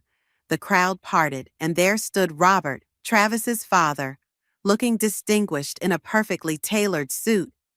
"Dad?" Travis breathed. "Robert?" Mara's voice cracked, the microphone picking up her shock. "What are you doing here?" "I invited him," I said, walking toward her with the envelope. "After he sent this letter explaining everything." Mara's hands shook as she took the envelope. The room was dead silent as she read, her face growing paler with each line. "You knew?" she whispered. "All this time, you knew? That you forged Robert's signature on those divorce papers 3 years ago? That you intercepted his letters to Travis?" "Yes, I knew." I turned to address the stunned crowd. "You see, Mara wasn't just trying to ruin my wedding day. She's been manipulating this family for years." "That's a lie." Mara grabbed the microphone again, but Robert stepped forward. "Is it, Mara? Should we discuss the offshore account you created in my name? The one you used to make it look like I'd abandoned our son for money?" Travis moved to stand beside his father, his voice thick with emotion. "All those times you said he chose to leave us?" "I did it for you," Mara cried. "He would have ruined everything with his ridiculous ideas about living a simple life." "No, Mom," Travis said firmly. "You did it for yourself. Just like trying to ruin Autumn's wedding dress. It's always been about control." "How dare you?" Mara sputtered. "After everything I've sacrificed." "The only thing you've sacrificed," Jasmine interrupted, stepping forward, "is your relationship with your son. And for what? To maintain some illusion of social superiority?" The photographer from Vogue was scribbling frantically, while several guests not so discreetly recorded the scene on their phones. "This is all your fault," Mara pointed at me accusingly. "You turned my son against me." "No, Mara," I replied calmly. "You did that all on your own. I just helped bring the truth to light. You see, when you tried to dig up dirt on my background, you missed something important. I worked as a private investigator's assistant through college. Finding evidence of your schemes wasn't that difficult."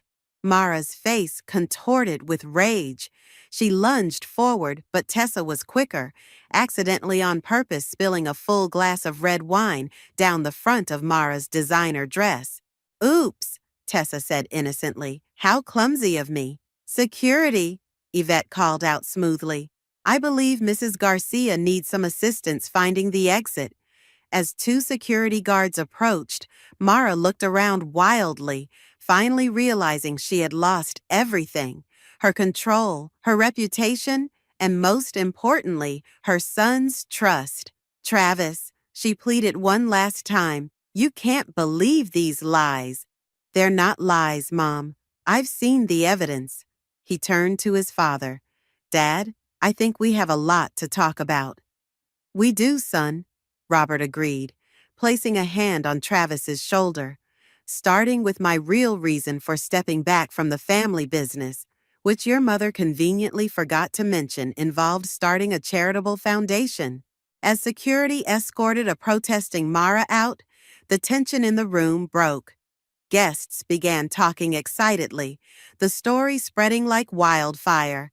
The Vogue photographer was already on her phone. presumably calling in what had just become a much bigger story than a simple wedding feature. "Well," Jasmine said, appearing beside me with a champagne flute, "I'd say karma just made quite a spectacular entrance." I watched as Travis embraced his father, years of misunderstandings finally clearing up. Sometimes karma needs a little help finding its way. "Indeed," she smiled, though I must say, that private investigator detail was a brilliant touch. "Who says it was just a detail?" I winked, clinking my glass against hers. The reception resumed, but now with an air of celebration that went beyond just a wedding. It was a celebration of truth, justice, and the power of standing up to those who would try to break us. And somewhere in the city, Mara was learning that some stains, like karma and red wine, never really wash out. As the evening wound down, Travis and I slipped away to the venue's garden terrace. The fairy lights twinkled above us, and the faint sound of music drifted through the open doors. "So," Travis said, loosening his tie, "my new wife is a part-time private investigator who orchestrated an elaborate plan to expose my mother's schemes, all while pulling off the wedding of the century." "Disappointed?" I asked, leaning against the balustrade. He pulled me close. "Are you kidding? I'm in awe. Though I do have one question. How did you find my father?" "Actually, he found me," I admitted.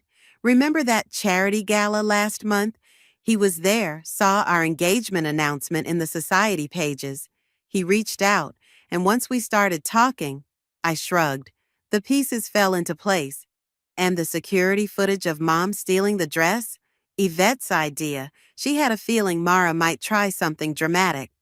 The terrace doors opened, and Robert stepped out, followed by Jasmine. "Hope we're not interrupting," Robert said, "but there's something you both should know." He glanced at Jasmine, who nodded encouragingly. "I'm reinstating Travis as the Foundation's director, if he wants it." Travis straightened. "The youth education program? The one Mom said was a waste of resources?" "The very same, though it's grown quite a bit, thanks to a certain designer's contributions." Robert smiled at Jasmine. "We've been working together for years," Jasmine explained, "supporting underprivileged students in fashion and business programs. Your mother never approved, of course." "That's why you really came today, isn't it?" I asked. "Not just because of my mother's connection." "Guilty," Jasmine admitted. "When Robert mentioned you were marrying Travis, it felt like fate, though I certainly didn't expect to be designing a wedding dress at the last minute." "Speaking of unexpected," Tessa's voice called as she joined us, "you might want to see this." She held up her phone, showing a social media post going viral. It was the security footage of Mara stealing the dress, paired with photos of the final result. "The internet has officially dubbed it Karma's wedding dress." Tessa grinned. "You're trending." "Great," I groaned. "Just what Mara needs, more ammunition." "Actually," Robert said, checking his own phone, "Mara just boarded a flight to Europe. First class, naturally. She left a message saying she needs time to reflect on her choices." Travis let out a long breath. "Good. Maybe some distance will help her realize what really matters." "And what matters to you?" Robert asked softly. "About the foundation?" Travis looked at me, and I squeezed his hand encouragingly. "I want in," he said firmly. "All in, but with one condition. Autumn gets to be part of it too. Her investigative skills could help us identify families who need support but might be hesitant to ask." "Perfect," Jasmine beamed. "And while you're at it, perhaps we could discuss a scholarship program for aspiring fashion designers in honor of your mother, Autumn." I blinked back tears. She would have loved that. The sound of camera shutters made us turn. The Vogue photographer stood in the doorway, looking apologetic. "Sorry to interrupt, but this is perfect. The next generation of philanthropy, fashion, and family coming together. May I?" We posed for a few photos, But these weren't the stiff, formal shots Mara had always insisted on. These were natural, joyful moments of a family being rebuilt on a foundation of truth and purpose. As the party inside began to wind down, Travis pulled me onto the terrace's small dance floor for one last dance. "You know what I realized?" he murmured. "Mom always said she was protecting our family's legacy, but she never understood what that legacy really was." "And what is it?" He gestured to where Robert and Jasmine were deep in discussion about scholarship programs, to Tessa showing Yvette the viral posts, to the evidence of love and support all around us. This, not the money or the status, but the ability to make a real difference, to build something meaningful. I rested my head on his shoulder, thinking of my mother's clip that had helped save the day, of Jasmine's unexpected connection, of karma's perfect timing. "You know what they say," I smiled. "The best revenge isn't just getting even. It's living well," he finished, then kissed me under the twinkling lights. Inside, the band played their final song. Tomorrow would bring new challenges, new opportunities, and probably a few viral memes about karma and wedding dresses. But tonight, in this moment, everything was exactly as it should be. Sometimes karma doesn't just come full circle, it creates an entirely new one, stronger and more beautiful than before. The email from HR sat unopened in my inbox for 3 hours. I'd been staring at it between batches of laundry, between helping Noah with his math homework, between microwaving leftover mac and cheese that the kids wouldn't touch. My hands trembled as I finally clicked it open. "My name is Taya, and exactly 1 year ago today, my husband of 10 years told me he'd found someone who understood him better. Her name was Sophia. She was 29, worked at his office, and apparently understood him so well that he packed his bags that same night." "Mom, Noah took my iPad again." Sadie's voice pierced through my thoughts. "Did not," came the predictable response from downstairs. I minimized the email and took a deep breath. "Both of you, living room now." They trudged in, 8 and 6 years old respectively, wearing matching scowls that reminded me too much of their father. I settled the latest sibling dispute while my phone buzzed with a text from Angela. "Did you open it yet?" she wrote. "About to. Kids fighting again. Girl, this could be your ticket out of retail hell. Read it." She wasn't wrong. The past year had been a blur of part-time jobs, mornings at the coffee shop, evenings at the mall, and late nights teaching myself to code while the kids slept. The coding had started as an escape, something to focus on besides the empty side of the bed and the dwindling bank account. But somewhere between JavaScript tutorials and Stack Overflow searches, I'd found something I was actually good at. "Okay, guys, homework time," I announced, settling them at the kitchen table. 20 minutes, then we'll make dinner." Back at my laptop, I finally read the email from Waltert Solutions. The coding portfolio I'd submitted had caught someone's attention. They wanted an interview. My phone rang. Angela again. "Well?" she demanded. "They want to meet me tomorrow at 2 p.m. "Holy shit, Taya! This is huge!" I glanced at the kids, lowering my voice. "I can't do 2 p.m. I have a shift at the mall." "Call in sick. This is more important than folding sweaters at Gap." "I need that job, Ang. You need a career. Your kids need their mom to stop working herself to death. Call in sick." The truth in her words stung. Last week, I'd missed Sadie's soccer game because of a shift change. Noah had started asking why we couldn't go to the movies like his friends did. "What if I'm not ready?" I whispered. "What if—" "Stop it," Angela cut in. "You're ready. You're more than ready. You've been coding every night for months. Your GitHub looks amazing. Yes, I checked, even though I don't understand half of it. And you know what else? What? You're 10 times smarter than that asshole who left you for his child bride." I couldn't help but laugh. Sophia's 29. Whatever. Call them all. Take the interview. Show them what you can do. After hanging up, I stared at my reflection in the laptop screen. Dark circles under my eyes, hair desperately needing a trim. Weston had looked so satisfied when he'd told me about Sophia, like he was doing me a favor by being honest. "You've let yourself go," he'd said, as if that justified everything. I opened my phone and called my supervisor at the mall. "Janet? Hi, it's Taya. I hate to do this, but I'm not feeling well. Is there any way someone could cover my shift tomorrow afternoon?" The kids looked up from their homework, surprised. Mom never called in sick. After arranging the coverage, I opened my coding projects and started reviewing.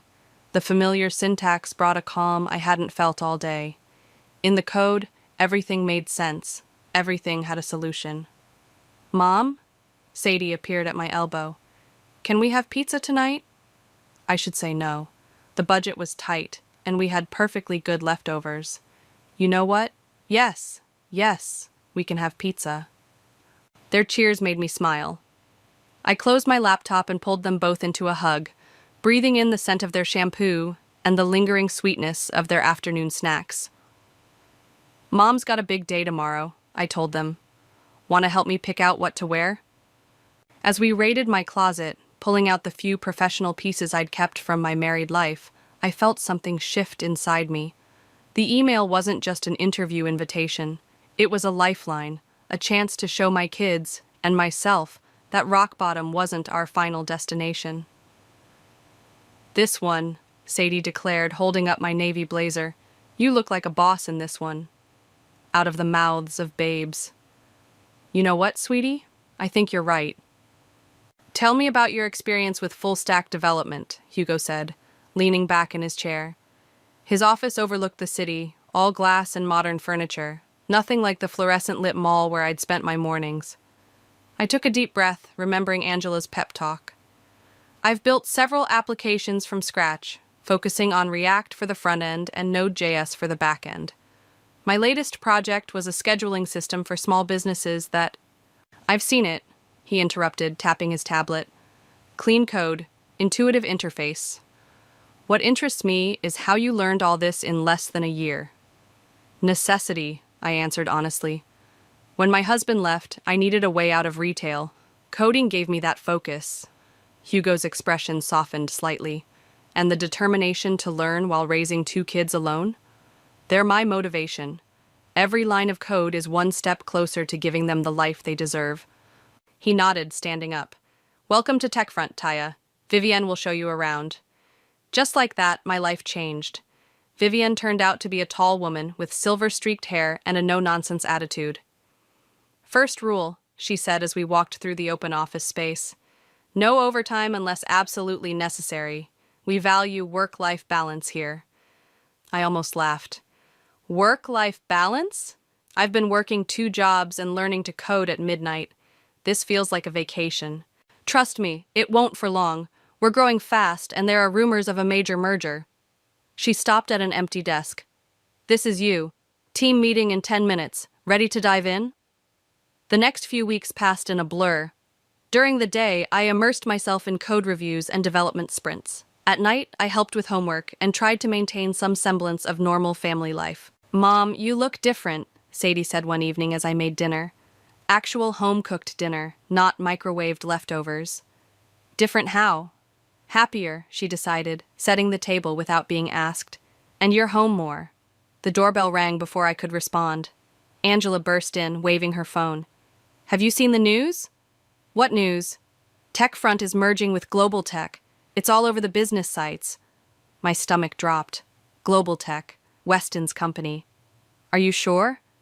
"Look!" She thrust her phone at me. The headline confirmed my worst fear. That night, after the kids were asleep, Angela and I sat on my couch with wine glasses in hand. "What are the chances he'll even know you work there?" she reasoned. "Global Tech is huge." "But what if— No what ifs. You've earned this. Besides," she smirked, "wouldn't it be perfect karma if you ended up outranking him?" 3 months into my new job, Hugo called me into his office again. "Your team's performance has been exceptional," he said without preamble. "The merger's creating opportunities, and I'm restructuring the leadership team. How do you feel about taking on more responsibility?" I blinked. "What kind of responsibility?" "COO position. You'd oversee technical operations across both companies post-merger." My heart stopped. "That would mean—" Yes, you'd be managing several divisions, including some from global tech. Problem? I thought about Weston, about his condescending smile when he'd left, about the nights I'd spent crying while teaching myself to code. No problem at all. That evening, Presley, one of my direct reports, stopped by my desk. Heard about the promotion. Not everyone's happy about it. Because I'm new? She shrugged. Because you're good. You're shaking things up, and some people don't like change. Thanks for the warning. It's not a warning, she smiled. It's a compliment. We need someone who isn't afraid to make waves. At home, I found Noah struggling with his tablet. Mom, it's broken again. I sat beside him, examining the device. Let's see. Just needs to clear the cache. Want to learn how to fix it yourself? His eyes lit up. Can I? Of course. First, we'll open settings. As I walked him through the steps, I realized how much had changed. 6 months ago, I'd been drowning in despair. Now, I was teaching my son basic troubleshooting while preparing to take on a role that would put me directly above my ex-husband in the corporate hierarchy. My phone buzzed with a message from Hugo. Meeting tomorrow to discuss merger details. Bring your restructuring ideas. I smiled, thinking of Angela's words about karma. Sometimes the best revenge isn't plotting it at all. It's simply becoming everything they said you couldn't be. The boardroom buzzed with nervous energy as Hugo introduced me to the merger transition team.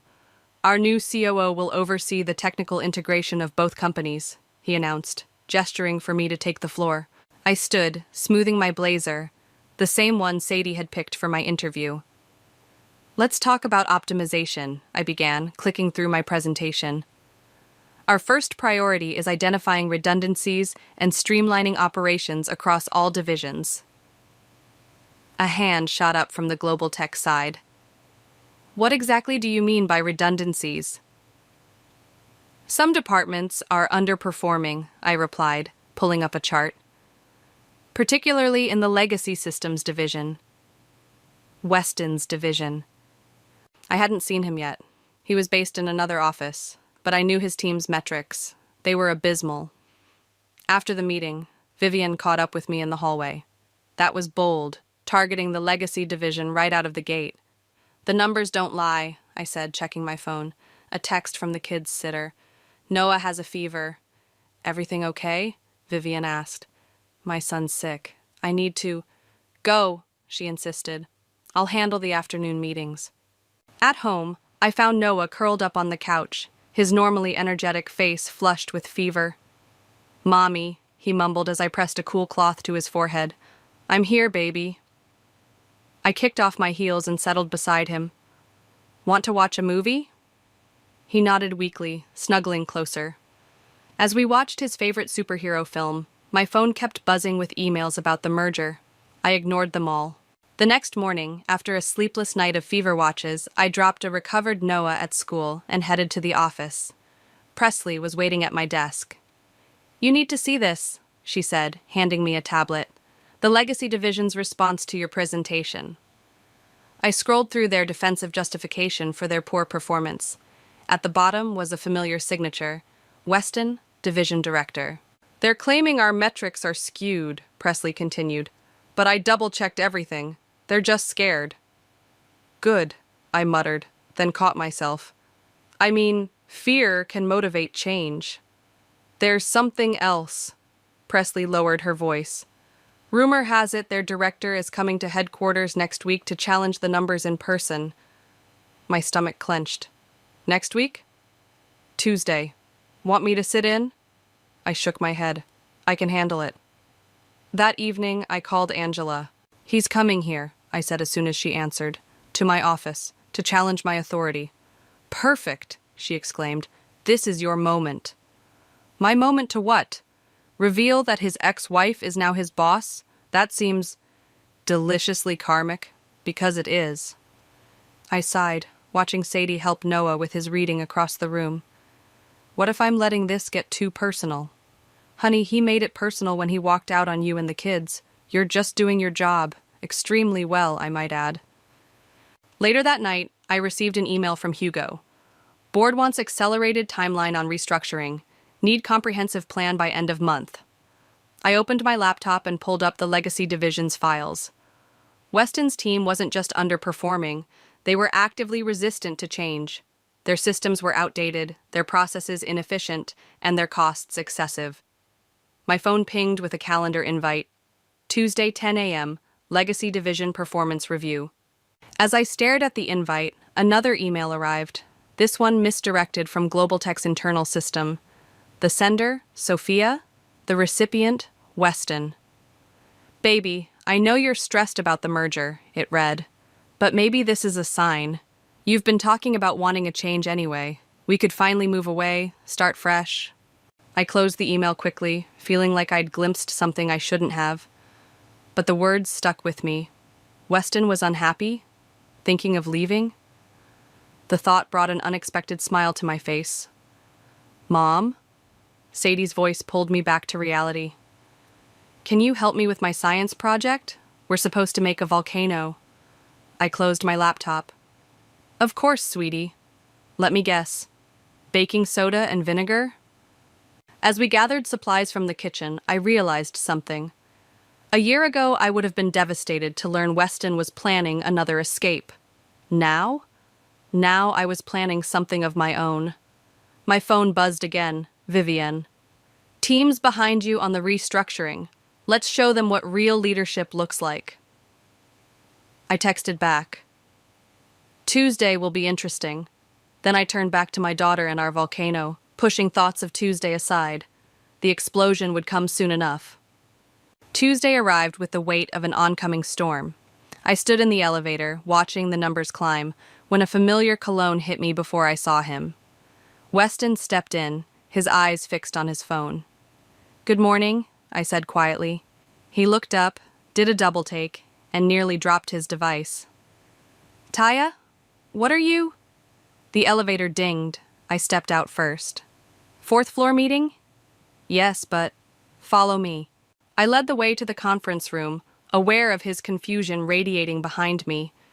Inside, Presley and Vivian were already seated, along with several other team members. Everyone, I announced, taking my place at the head of the table. Let's begin the Legacy Division Performance Review. Weston stood frozen in the doorway. You're the new COO? Please take a seat, I gestured professionally. We have a lot to cover. His face flushed as he sat down, fumbling with his presentation materials. I could feel everyone's eyes darting between us, sensing the tension. Your division's latest quarterly results, I began, displaying the charts. Care to explain these numbers? He cleared his throat. We've been transitioning systems. There were unexpected challenges. For the past 3 quarters? If I may, he straightened his tie, attempting to regain composure. Our team has decades of experience. We know what works. Clearly not, I interrupted, switching to the next slide. Your operating costs are 40% higher than comparable divisions, with 30% lower output. That's not experience. That's inefficiency. Presley slid a document across the table. Our proposed restructuring plan. Weston's hands shook slightly as he read. This is... You can't just... We can and we will, I stated firmly. You have 3 months to implement these changes. Or what? Or we'll find someone who can. After the meeting, Vivian caught up with me in my office. That was intense. You didn't mention you knew him. Would it have changed the facts? No, but... She paused as my phone rang. It was Noah's school. Ms. Stevenson, Noah's had an incident in the cafeteria. Nothing serious, but we need you to come pick him up. 20 minutes later, I found my son sitting outside the principal's office, tears streaking his face. He called me a liar, Noah burst out before I could ask. Jake said Dad doesn't want to see us anymore. That's why he missed my birthday. I pushed him. My heart cracked. Weston had promised to come to Noah's birthday last week, but canceled last minute. Something about an important meeting. Oh, honey. I pulled him close. Sometimes people say mean things because they're hurting too. Is it true? About Dad? No, baby. Dad loves you. He's just struggling right now. That evening, as I helped Sadie with her homework, my phone buzzed with a text from an unknown number. Sophia. We need to talk. Coffee tomorrow? I stared at the message for a long time before responding. Starbucks, 8 a.m. Mom, is this right? Sadie pushed her math worksheet toward me. Let me see. I focused on her multiplication problems, pushing thoughts of tomorrow's meeting aside. The next morning I arrived early. Sophia was already there, looking younger than I remembered, more uncertain. Thanks for coming, she said as I sat down. I know this is weird. What do you want, Sophia? It's about Weston. He's not handling things well. The merger, the review, finding out about you. That's not my problem anymore. Please, she leaned forward. He might lose his job. We're supposed to be getting married, but now he's talking about moving away, starting over. I felt a laugh bubble up. And you want me to what? Go easy on him? Protect his job? I just thought, for the kids, don't. My voice turned to ice. Don't you dare use my children to manipulate me. Weston chose this, all of it. His department is failing because he refuses to adapt, just like our marriage failed because he refused to work at it. I didn't mean... Meeting's over. I stood up, gathering my things. Tell Weston if he wants to keep his job, he needs to follow the restructuring plan. And if he misses another one of his children's birthdays, we'll be having a very different conversation. As I walked out, my phone pinged with a message from Hugo. Board loved your restructuring presentation. Keep pushing forward. I smiled, thinking of Noah's superhero movies. Sometimes the best revenge isn't about destroying your enemies. It's about becoming strong enough that they can't destroy you. Your dad's here, I told the kids as a familiar car pulled into our driveway. Remember, just 2 hours at the park. Sadie rolled her eyes. We know, Mom. Weston knocked instead of using his old key. Progress, I supposed. When I opened the door, he looked smaller somehow, his confident swagger replaced by uncertainty. They're ready, I said before he could speak. Have them back by 5. Taya, about the restructuring. Not now, not in front of them. The kids bounded down the stairs, backpacks ready for their park adventure. I hugged them goodbye, watching until Weston's car disappeared around the corner. My phone buzzed. Presley. Emergency at the office. Need you ASAP. I found the office in chaos. Someone had leaked details of the restructuring plan to the entire legacy division. Dozens of angry emails flooded my inbox, and Presley looked ready to pull her hair out. Half of Weston's team is threatening to quit, she explained, showing me the latest messages. They're saying we're destroying years of expertise. More like years of complacency, I muttered, scanning the emails. Call an all-hands meeting. Now. Within 30 minutes, the main conference room was packed. I stood at the front, facing the sea of worried faces. Let me be clear, I began. Change is not optional. This industry moves forward with or without us. Those who adapt will thrive. Those who don't. This is bullshit, someone shouted from the back. We've been here for years. And what do you have to show for those years? I countered. Outdated systems? Bloated processes? The world is digital now. Either evolve or become obsolete. Easy for you to say, another voice called out. You've been here, what, 6 months? In 6 months, I've increased efficiency by 35% in every department I've touched. How many of you can say the same? Silence fell over the room. The restructuring continues as planned, I finished. My door is open to anyone who wants to be part of the solution. The rest of you, well, that's your choice to make. After the meeting, Vivian appeared in my office. That was ruthless. That was necessary. Maybe, she sat down, but there's something you should see. She handed me a printed email chain. My eyes widened as I read. Messages between Weston and several board members, questioning my objectivity, suggesting personal bias in the restructuring plan. He's trying to undermine me, I said, my voice tight. He's trying to save himself. The question is, what are you going to do about it? Before I could answer, my phone rang, the kid's emergency ringtone. My heart stopped. Hello? Mom? Sadie's voice trembled. Noah fell at the park. He's bleeding. Where's your father? Talking on the phone about work. Mom, there's a lot of blood. I was already grabbing my keys. Put pressure on it, honey, I'm coming. I found them at the emergency room. Noah sat on an exam table, sporting 6 stitches above his eye. Weston paced nearby, still on his phone. "What happened?" I demanded. "He was climbing the monkey bars," Weston started. "While you were what? Plotting against me at work?" His face paled. "Taya, I can explain." "Save it." I turned to Noah, gently examining his stitches. "You okay, baby?" He nodded bravely. "The doctor said I'm tough." "Toughest kid I know," I agreed, then faced Weston. "We're done here. I'm taking them home." "Taya, please. You want to play office politics? Fine. But you do not put our children at risk while doing it." At home, after the kids were settled with ice cream and movies, I received an email from Hugo. "Board meeting tomorrow. Bring everything you have on the Legacy Division's performance." I opened my laptop, pulling up files, metrics, and documentation.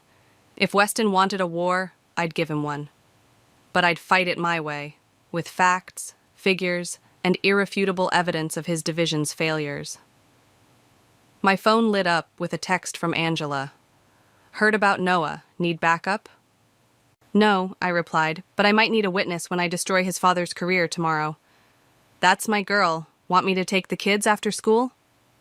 I looked at Noah dozing on the couch, his sister protectively close. "Yes, tomorrow's going to be a long day." As I prepared for bed, another email arrived, from Sophia this time, but sent to Weston and accidentally copied to me. "Baby, maybe we should reconsider the transfer. Your ex-wife clearly has it out for you." I smiled, saving the email as evidence. Sometimes Karma needed a little help, and I was more than happy to assist.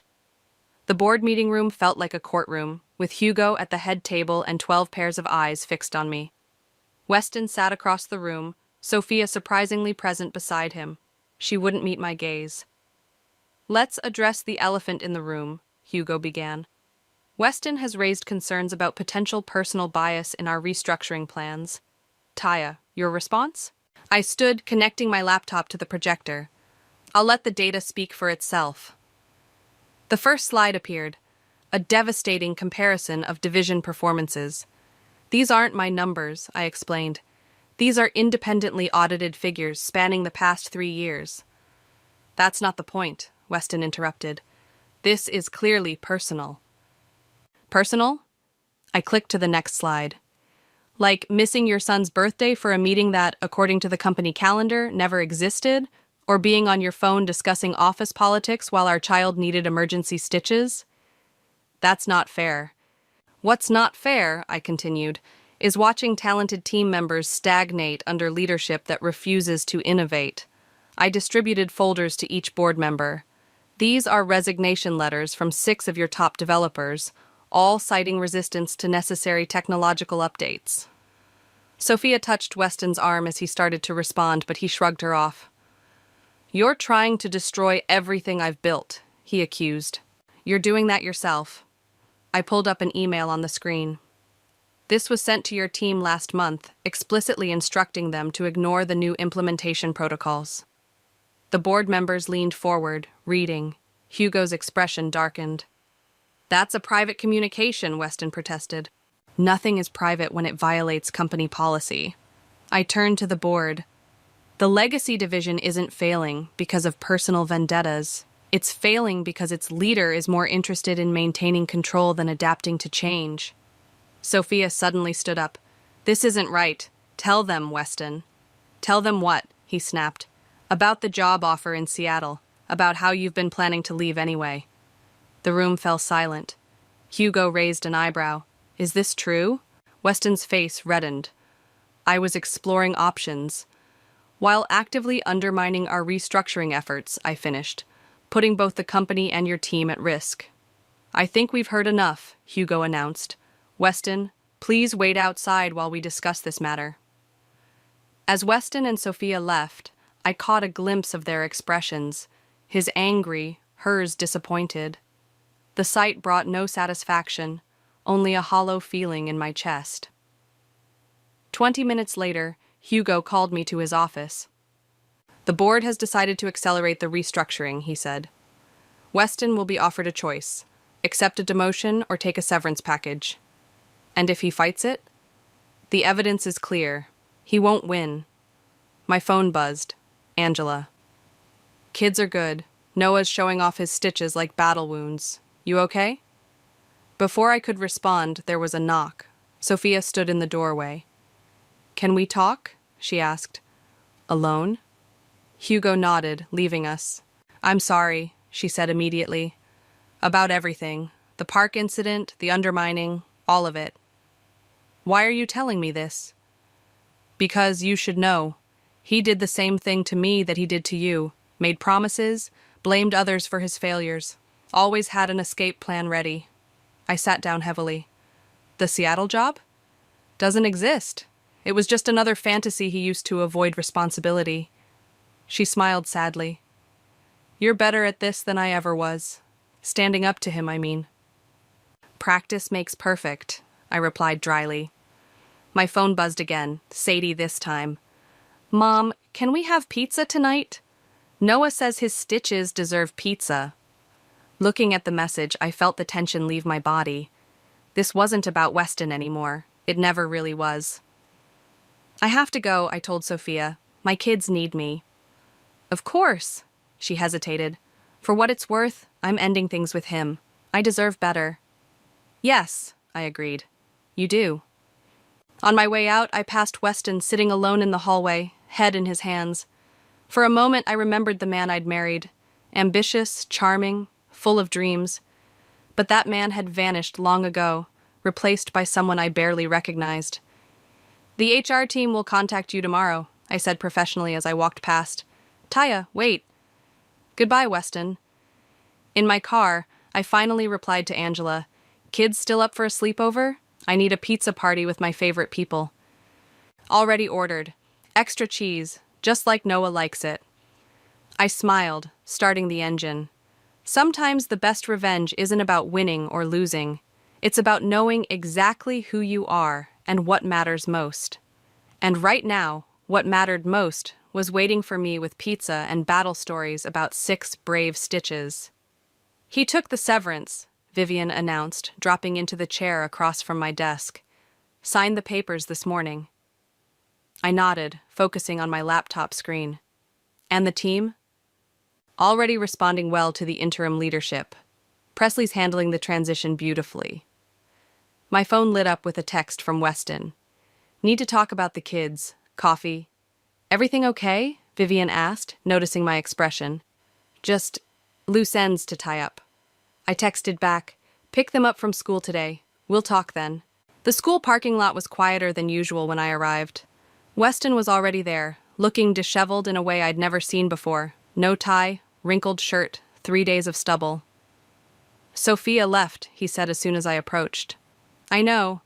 She said I never changed, that I did to her what I did to you. The kids burst out of the school before I could respond.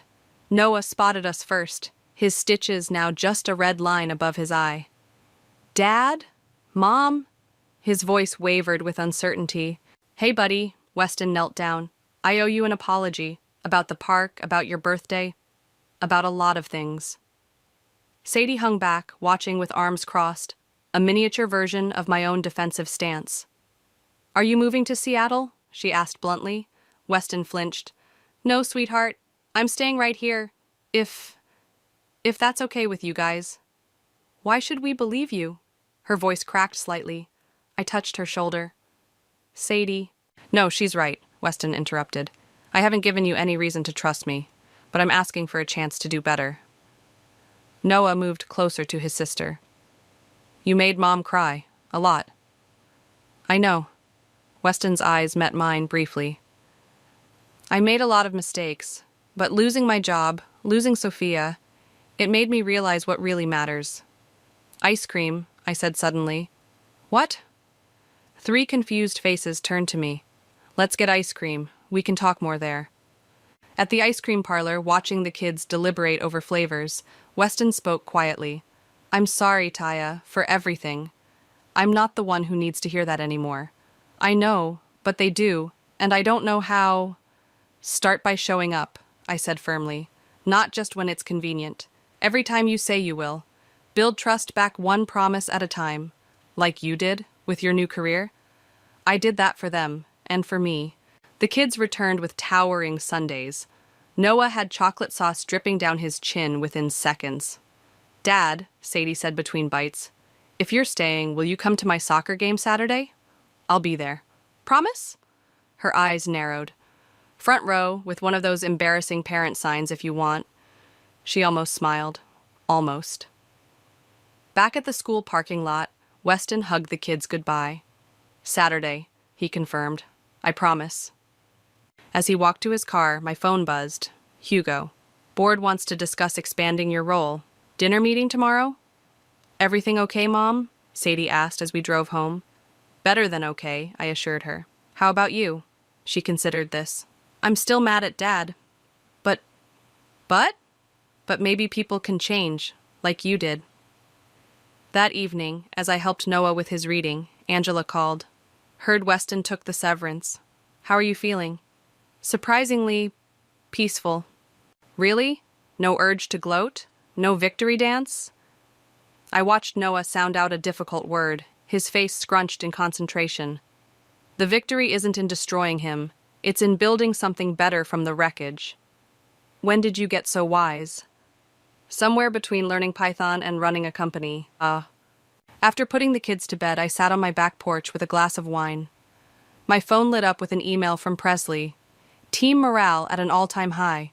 You should see the innovations they're proposing now that they feel heard." Another text came through from Weston. "Thank you, for today, for not telling them about Seattle, for everything." I didn't reply.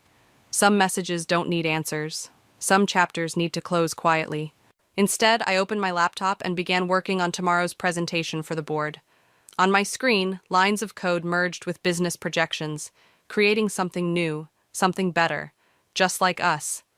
"Mom, Dad's sign is so embarrassing," Sadie groaned, but I caught her secret smile as she ran onto the soccer field. True to his word, Weston stood on the sidelines holding a glitter-covered poster that read, "Go Sadie, kick some grass." Noah sat beside him, adding more sparkles to the already bedazzled creation. I settled into my camping chair, laptop balanced on my knees. The quarterly reports could wait. My daughter was about to play striker for the first time. "Quite the sign," Vivian commented, surprising me as she claimed the chair next to mine. "Mind if I join? My nephew's on the opposing team." "You came to watch soccer on a Saturday?" She shrugged. "After your presentation yesterday, I figured I should see what work-life balance actually looks like." The board meeting had been unexpected. Instead of just discussing my role expansion, they'd wanted my vision for the company's future. I'd talked about flexible schedules, remote work options, and family-friendly policies. "We're a tech company," I'd told them. "We should be leading the way in how people work, not just what they work on." On the field, Sadie intercepted a pass. The crowd cheered as she dribbled toward the goal. "That's my girl!" Weston shouted, waving his sign wildly. "He's different," Vivian observed. "He's trying," I corrected. "That's what matters." Sadie scored, and Noah launched himself at his father in celebration, sending glitter everywhere. I couldn't help laughing at their sparkly joy. My phone buzzed. "Angela. Sorry I'm late. Traffic. Did I miss anything?" "Just your goddaughter's first goal as striker." "What? Stall the game. I'm 5 minutes away." During halftime, Weston approached my chair. "Hugo called me yesterday." "Oh?" "He's offering me a consulting position. Said something about valuable institutional knowledge that shouldn't go to waste." He paused. "Did you—" "The company needs people who understand its history," I said, "as long as they're also willing to embrace its future." "Thank you." "Don't thank me. Prove it was the right call." The second half started, and Angela finally arrived, bearing victory popsicles for after the game. As we watched Sadie play, I felt my laptop sliding off my knees. "I'll take that," Vivian said, catching it. "You've got a game to watch." When the final whistle blew, Sadie's team had won 3-1. She ran to us, sweaty and beaming. Did you see? Did you see my goal?" "We all saw," I assured her, pulling her close despite the sweat. "Every amazing second. Even the part where I stole the ball from that kid who called Noah names last week?" "Especially that part," Weston grinned. Later, at the post-game pizza celebration, I watched my children. Noah was teaching Weston some coding basics he'd learned from me, while Sadie regaled Angela with a play-by-play of her victory. "Your team's quarterly numbers came in," Vivian mentioned, sliding into the booth beside me. "Best performance in company history. The team did the work. I just gave them room to shine." "Like you did with him?" She nodded toward Weston. "No," I said thoughtfully. "I gave myself room to shine. Everything else just followed." My phone lit up with a message from Hugo. "Board approved all your proposals. The future looks bright." "Mom," Noah called out, "Dad doesn't understand a raise. Can you explain it to him?" I looked at my son, his stitches now just a faint line, his eyes bright with the joy of teaching something new. At Sadie, still in her soccer uniform, gesturing wildly as she described her goal. At Weston, humbled but present, genuinely trying to understand both a raise and his children. "Coming," I said, sliding out of the booth. "But first, who wants more pizza?" A chorus of "me" erupted from the table. As I walked to the counter, I caught my reflection in the window. I saw someone I barely recognized, stronger, happier, whole. Not because of revenge or success or even forgiveness, but because I'd finally learned to code my own life, debugging the parts that didn't work and building something better in their place. "Hey," Angela called out, "you okay over there?"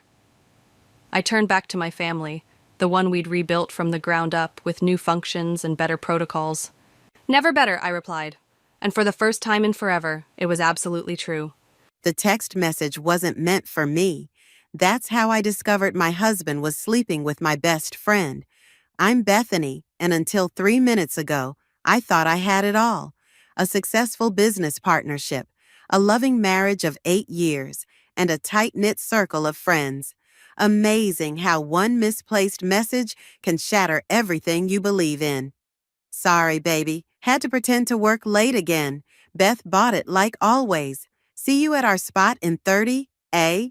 My hands trembled as I set Amir's phone back on his desk. He'd left it there while showering, probably feeling secure that I'd never snoop. And I hadn't been snooping. I'd only picked it up when it kept buzzing with notifications. The bathroom door clicked open. I forced myself to breathe normally, scrolling through a random document on my laptop as Amir walked into our home office. "Hey, love," he said, kissing the top of my head. "Working late again?" The irony made my stomach turn. "Just finishing some contracts," I managed. "You heading out?" "Yeah, emergency meeting with Samuel about the Morrison account." The lie rolled off his tongue so easily. "Don't wait up." I watched him grab his phone, my mind racing. Vada. It had to be Vada. The pieces were falling into place. The late meetings, the business trips, the way they looked at each other during company events. As soon as his car pulled out of the driveway, I called Quinn. "I need you to come over, now." "What's wrong?" Quinn's voice sharpened with concern. "Just come, please." 20 minutes later, we sat in my kitchen, a bottle of wine between us. I showed her the text I'd photographed with my phone. "That snake," Quinn hissed. "I'll kill them both." "No," I said, surprising myself with how steady my voice was. "I have a better idea." I pulled out my laptop and opened our company's operating agreement. 3 years ago, when Amir, Vata, and I had merged our businesses, we'd included a clause that seemed insignificant at the time. If any partner engaged in activities damaging to the company's reputation, their shares could be forcibly bought out at a preset value. "Look at this," I showed Quinn. "They think they're being clever, sneaking around behind my back, but they have no idea what's coming." "What are you planning?" I pulled up our company's financial records. "First, I need to talk to Samuel. He's been handling our accounts, and I bet he knows more than he's letting on." "Samuel, can you trust him?" "He's been trying to warn me for weeks. All those casual conversations about irregular expenses, suggesting I take a closer look at the books. I was too blind to see it." My phone buzzed. A text from Allison, Amir's sister. Dinner this weekend? Haven't seen you in ages. Perfect. Allison had always been closer to me than to her own brother. She'd be devastated when she found out, but for now, she could be an unwitting source of information. I'm gonna play the fool, I told Quinn. Let them think they're winning. Meanwhile, I'll be documenting everything. The affairs, the suspicious financial transactions, all of it. Quinn leaned forward. And then what? I smiled, though it felt more like baring my teeth. They're throwing that ridiculous party next month. You know, the one where they're planning to announce my stepping down from the company? Let's just say it won't go quite the way they're expecting. Beth, Quinn hesitated. Are you sure about this? You could just confront them, get a divorce, walk away. I shook my head. They're not just trying to humiliate me, Quinn. They're trying to take everything I've built. My company, my reputation, my life. I took a deep breath. I won't let them. My phone buzzed again. Amir. Meeting running late. Don't wait up. Love you. I typed back quickly. No problem, honey. Take your time. Quinn raised an eyebrow. You're scary when you're plotting revenge. You know that? I'm not plotting revenge, I corrected her, closing my laptop. I'm ensuring karma arrives right on schedule. As Quinn left that night, I stood in my empty house, feeling strangely calm. The initial shock and pain were still there, but they'd been pushed aside by something stronger, determination. Amir and Vada thought they were so clever, playing their little games. They had no idea they were about to learn a vital lesson. Never underestimate a woman who has nothing left to lose. I picked up my phone and texted Samuel. We need to talk. Tomorrow, 7 a.m., usual coffee shop. Come alone. His response was immediate. Finally, I've been waiting for this conversation. Samuel was already waiting when I arrived at the coffee shop, 2 steaming cups on the table. His usual crisp suit looked wrinkled, like he'd slept in it. You look terrible, I said, sliding into the seat across from him. Been up all night reviewing the books. He pushed a folder toward me. You finally saw the messages? How long have you known? He rubbed his face. About the affair? 3 months. About the money? That's more recent. I opened the folder and my breath caught. Page after page of suspicious transactions, all authorized by Vada, all just under the threshold that would require my signature. They've been siphoning money into a separate account, Samuel explained. Small amounts, but it adds up. Nearly $500,000 so far. Show me everything. For the next hour, Samuel walked me through their scheme. While I'd been focused on expanding our client base, Vada had been systematically undermining our financial stability. Amir had provided cover, distracting me with fake crises while she worked. My phone buzzed. Quinn, turn on channel 7 now. I pulled out my tablet, and Samuel leaned in to watch. There was Vada, being interviewed about women in business. The irony would have been funny if it wasn't so infuriating. And sometimes the hardest part is knowing when to step aside, Vada was saying, her practiced smile perfect for the cameras. Some people just aren't cut out for leadership. Samuel swore under his breath. They're setting the stage. The party next month. They're planning to force you out publicly. I know, I closed the folder. But they made a mistake. What's that? They forgot who taught them everything they know about business. I pulled out my own folder. Remember that merger agreement you helped draft 3 years ago? His eyes widened as he read. The reputation clause, but can you prove the affair? Better.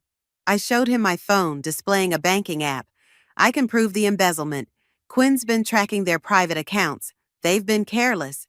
Jesus, Beth. He looked impressed. You've been busy.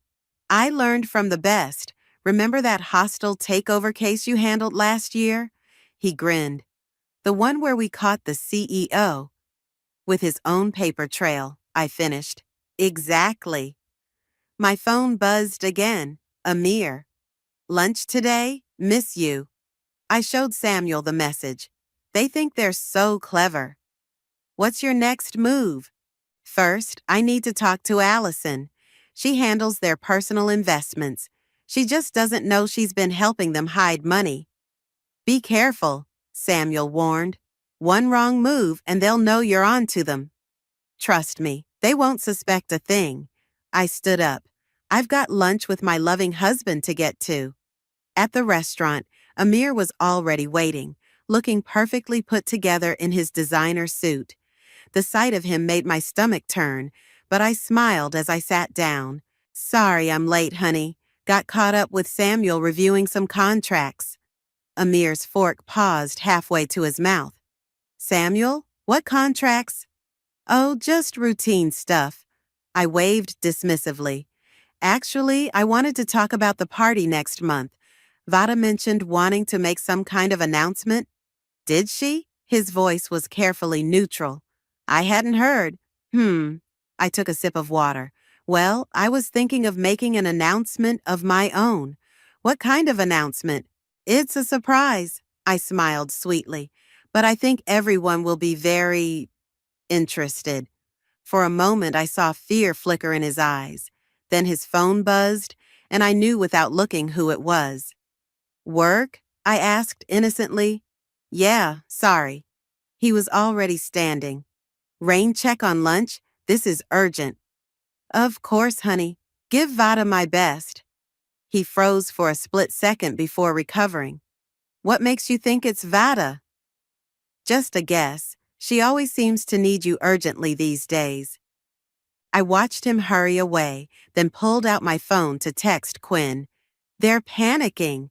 Time for phase 2. Quinn replied immediately. Allison's expecting you at 3. She has no idea what's coming. I gathered my things, leaving cash for the untouched lunch. In 3 weeks, they would try to destroy everything I'd built.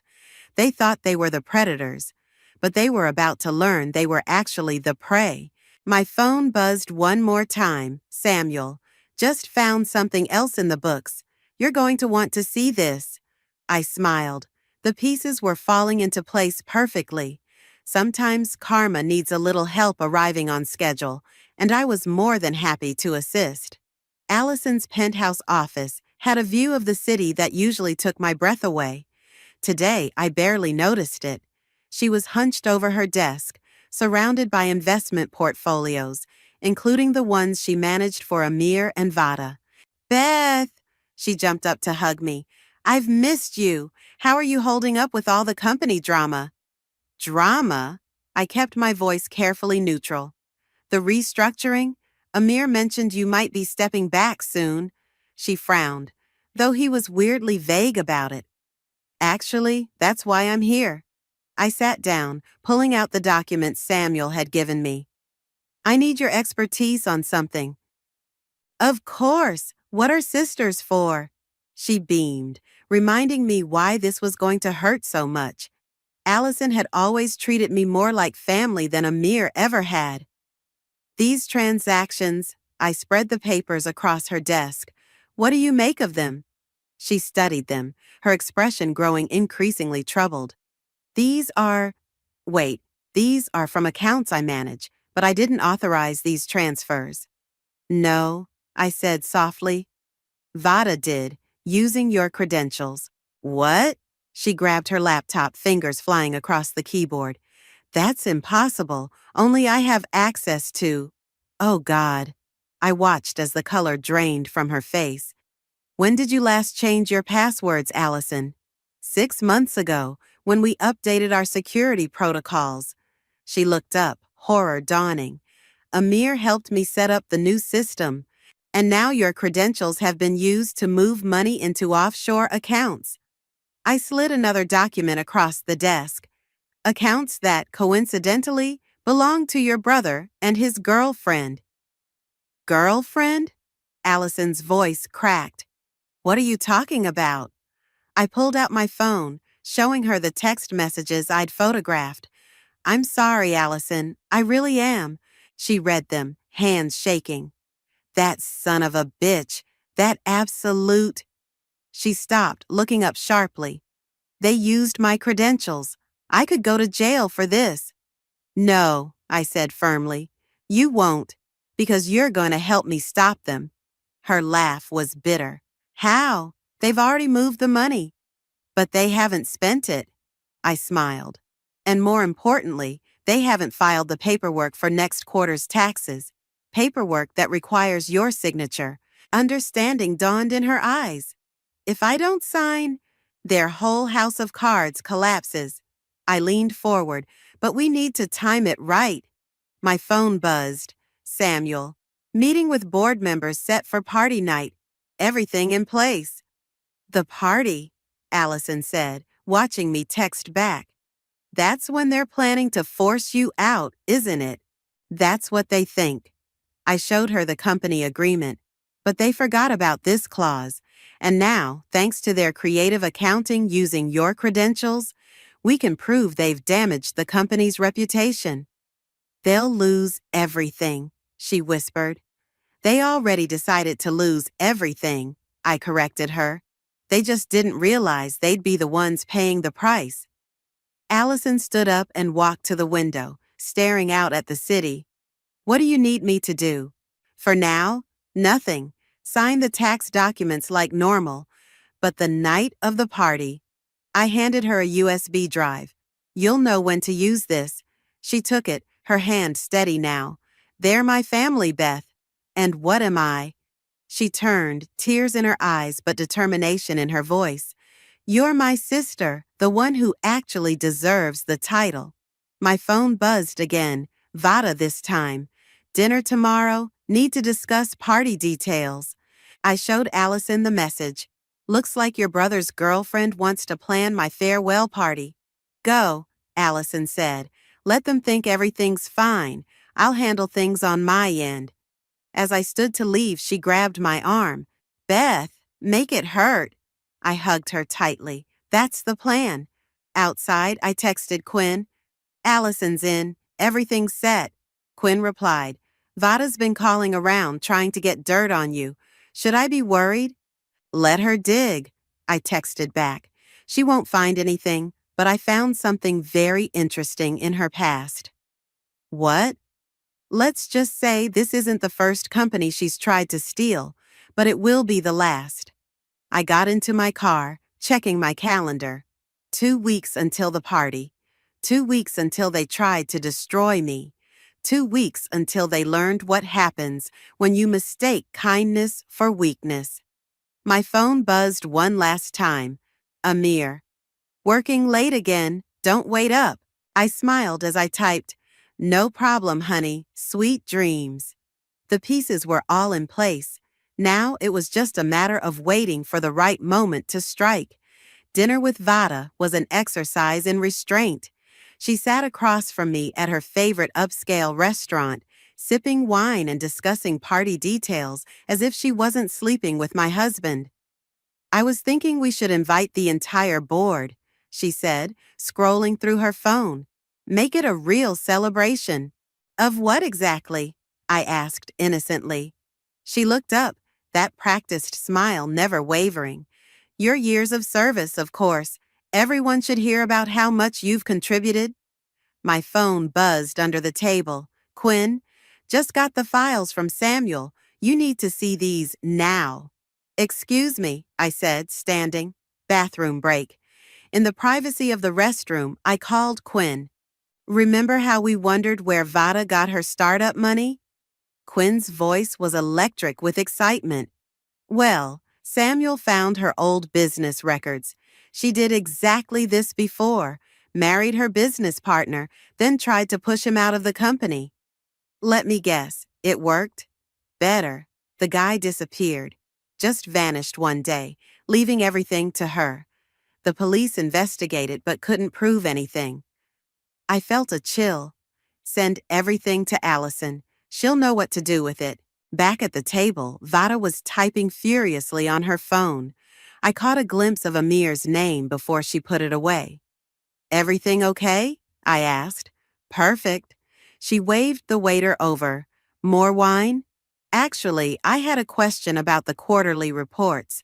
I said casually. Some of the numbers seem off.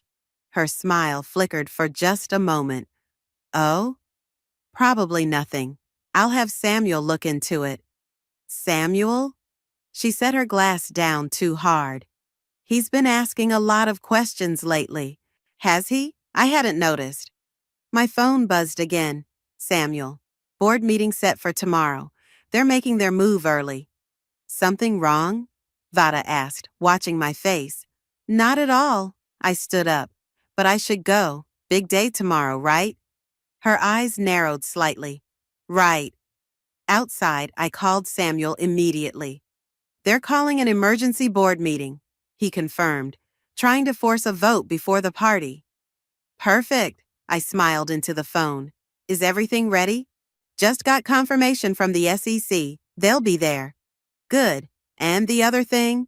Quinn found 3 more ex-business partners, all with similar stories, all willing to testify. I got into my car just as another text came through. Amir, where are you? We need to talk. I drove home to find him pacing in our living room. Have a nice dinner?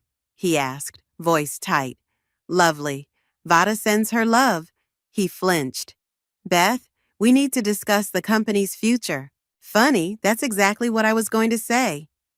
I sat down calmly. Board meeting tomorrow, right? How did you know?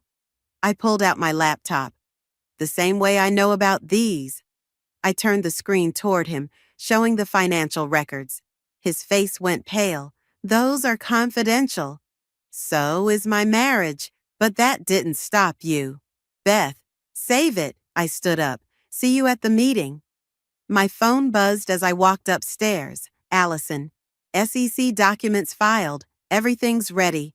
I texted back. Perfect. How's our other project? Police are very interested in Vada's past. Very interested.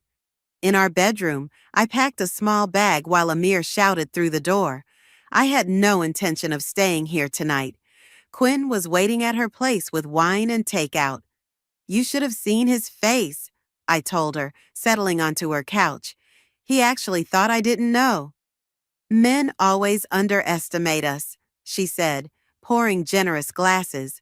What time's the meeting tomorrow? 9 a.m. Vada thinks they have the votes to force me out. But 3 board members owe me favors, big ones. I smiled. And they're very interested in keeping their own creative accounting private.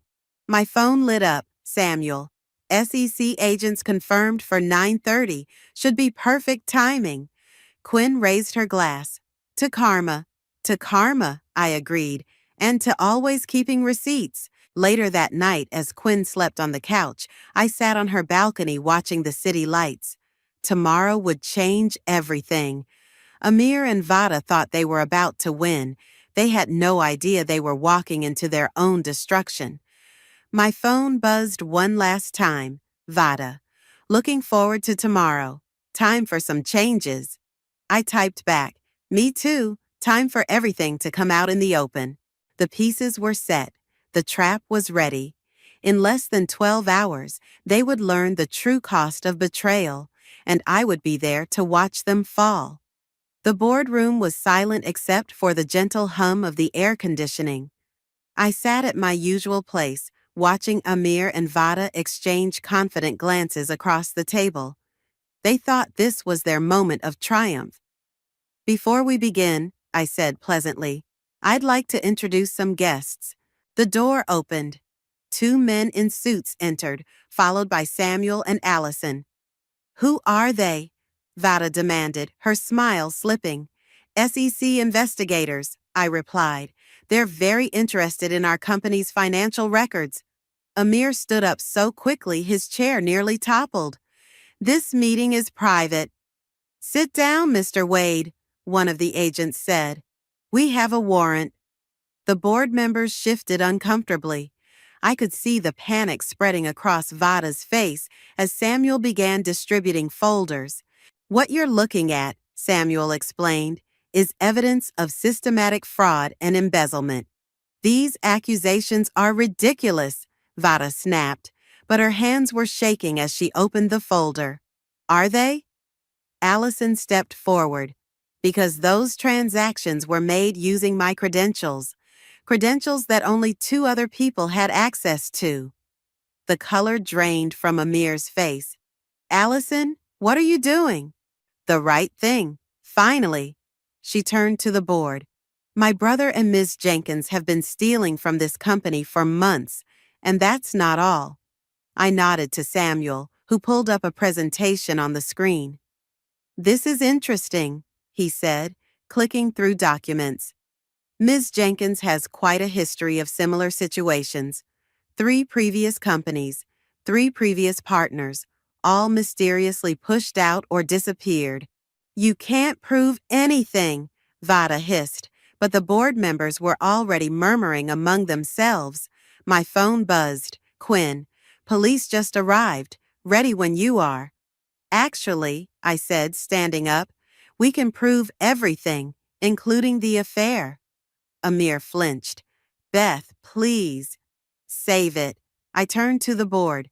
Article 7.3 of our company agreement states that any partner engaging in activities damaging to the company's reputation can be forcibly removed. I move to invoke that clause. You don't have the votes, Vada said, but uncertainty had crept into her voice. Don't I? I looked around the table. Mr. Phillips, Ms. Rodriguez, Mr. Thompson, shall we discuss your own financial irregularities? The ones I agreed to overlook in exchange for your support today? The 3 board members I'd named sat up straighter. One by one, they raised their hands. The motion passes, Samuel announced. Effective immediately, Amir Wade and Vada Jenkins are removed from their positions. You can't do this, Vada shrieked, standing up. This is my company, too. Not anymore. I nodded to the SEC agents, and I believe these gentlemen have some questions about those missing funds. The doors opened again, and 2 police officers entered. Ms. Jenkins, one said, we need you to come with us. We have some questions about your previous business partner's disappearance. I watched as they led Vada away, her perfect composure finally cracking. Amir tried to follow, but Allison blocked his path. The divorce papers are being delivered to your office, she told him coldly. I'd sign them quickly if I were you, before more evidence comes to light. The boardroom emptied quickly, leaving me alone with Samuel and Allison. That went well, Samuel said, gathering the folders. It's not over, I replied, checking my phone. The party's still on for tonight. You're still having the party? Allison asked incredulously. Of course, they wanted to humiliate me in front of everyone we know. I smiled. It would be rude to deny them their moment in the spotlight. My phone buzzed again. Quinn, Vada's being booked now. Want to see the mugshot? Save it for the party, I texted back. Beth, Allison said softly, are you sure about this? They've lost everything already. Not quite everything. I looked out the window at the city skyline, my city now. They still have their pride, for about 6 more hours. Samuel whistled low. Remind me never to cross you. Just remember, I said, gathering my things, karma doesn't always work on its own schedule. Sometimes it needs a little push. My phone lit up one last time. Amir. Please, we need to talk. I showed the message to Allison and Samuel. Looks like someone's desperate. What are you gonna say? Allison asked. I typed quickly. See you at the party, honey. Don't be late. You won't want to miss my speech. As we left the boardroom, I felt lighter than I had in months. Tonight, at the party they'd planned to destroy me, everyone would learn the truth. And tomorrow, I would begin rebuilding, stronger, wiser, and completely free of their shadows. Ready for tonight? Samuel asked as we reached the elevator. I smiled. I've been ready for this my entire life. The Grand Plaza Hotel ballroom sparkled with champagne glasses and forced smiles. Vada had chosen the venue weeks ago, planning to celebrate my downfall in style. Instead, she was spending the evening in police custody while I adjusted my red dress in the mirror. Ready? Quinn appeared behind me, looking stunning in black. Almost. I checked my phone. No new messages from Amir since his desperate plea earlier. Is everything set up? Screens are ready. Samuel has the presentation queued up. She handed me a champagne flute. Allison just texted. Amir's here, trying to convince people everything's fine. I stepped into the ballroom, and the whispers started immediately. News of the morning's board meeting hadn't spread widely yet, but people could sense something was off, especially since Vada was conspicuously absent. Beth! Amir hurried over, his smile strained. Can we please talk? Of course, honey. I raised my voice slightly. Would you like to discuss the embezzlement or the affair first? Several nearby conversations stopped abruptly. Amir grabbed my arm, trying to pull me aside. Don't make a scene, he hissed. Why not? Isn't that what this party was for? I pulled away from him. You and Vada planned quite the show. Ladies and gentlemen, Samuel's voice boomed through the speakers. If I could have your attention, please. The crowd turned toward the small stage where Samuel stood, remote control in hand. Behind him, large screens flickered to life. We're here tonight to celebrate truth and consequences, he continued, and nobody understands those better than our CEO, Beth. I made my way to the stage, feeling hundreds of eyes following me. Amir stood frozen in the crowd, his face ashen. Thank you all for coming, I said into the microphone. This party was originally planned as my farewell celebration, a chance for my husband and his girlfriend to publicly humiliate me before taking my company. The gasps were audible. On the screens, financial records began to appear. Instead, let's talk about what really happened. Samuel, would you do the honors? He clicked through the slides. Bank statements, transfer records, emails between Amir and Vada planning their takeover. And here's my personal favorite, I said as a police mugshot appeared on screen. This was taken of Vada just hours ago. Turns out she has quite the interesting history with making business partners disappear. Amir pushed through the crowd. Stop this. Why? I turned to face him. Isn't this what you wanted? Everyone gathered to witness a dramatic revelation? You're destroying everything. No, honey, you did that yourself. I nodded to Quinn, who pressed a button on her phone. The screens filled with text messages, hundreds of them between Amir and Vada, dating back months. Their plans, their mockery, their betrayal laid bare for everyone to see. I particularly like this one, I said, pointing to a message. Beth's too stupid to notice. She trusts me completely. That was you, right, darling? The crowd had gone completely silent. In the back, I saw Allison step forward, tears streaming down her face. You used my credentials, she said to Amir. Your own sister. You made me an accomplice to fraud. Allison, I can explain. Save it for your lawyer. She cut him off. The SEC has everything they need. I raised my champagne glass.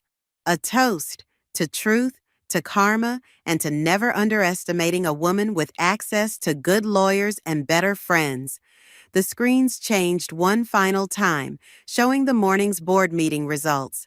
Amir's removal, Vada's arrest, my complete control of the company. Security, I called out pleasantly. Mr. Wade seems to be having trouble finding the exit. 2 guards appeared, moving toward Amir. He looked around wildly, but found no sympathy in the crowd of shocked faces. You won't get away with this, he snarled as they approached. I already have, I smiled. Oh, and honey, I've changed the locks at home. Your things are in storage. The address is in the divorce papers. As they led him out, the ballroom erupted in chatter. Quinn appeared at my side with a fresh glass of champagne. Now that, she said, was a party to remember. My phone buzzed. Samuel. Police want to know if you'll testify about Vada's past activities. Tell them I'd be happy to, I texted back. The screens returned to their elegant party displays, but the damage was done. Every person in the room had witnessed Amir and Vada's downfall. Every business contact, every friend, every potential ally. Was it worth it? Quinn asked softly.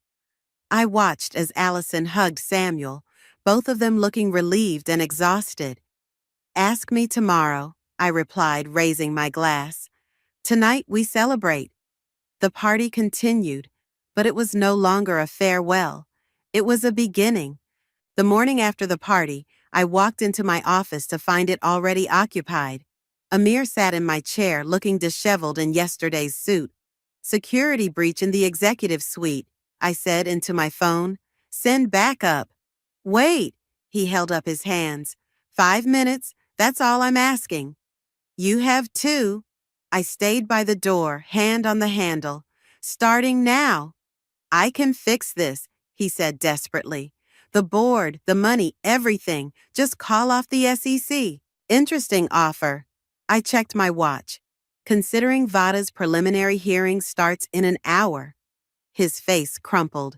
You don't understand. If they dig too deep, they'll find what happened to her other partners. I pulled out my phone, showing him an email. Too late. The investigation's already connecting the dots. She said they left voluntarily. And you believed her? I laughed.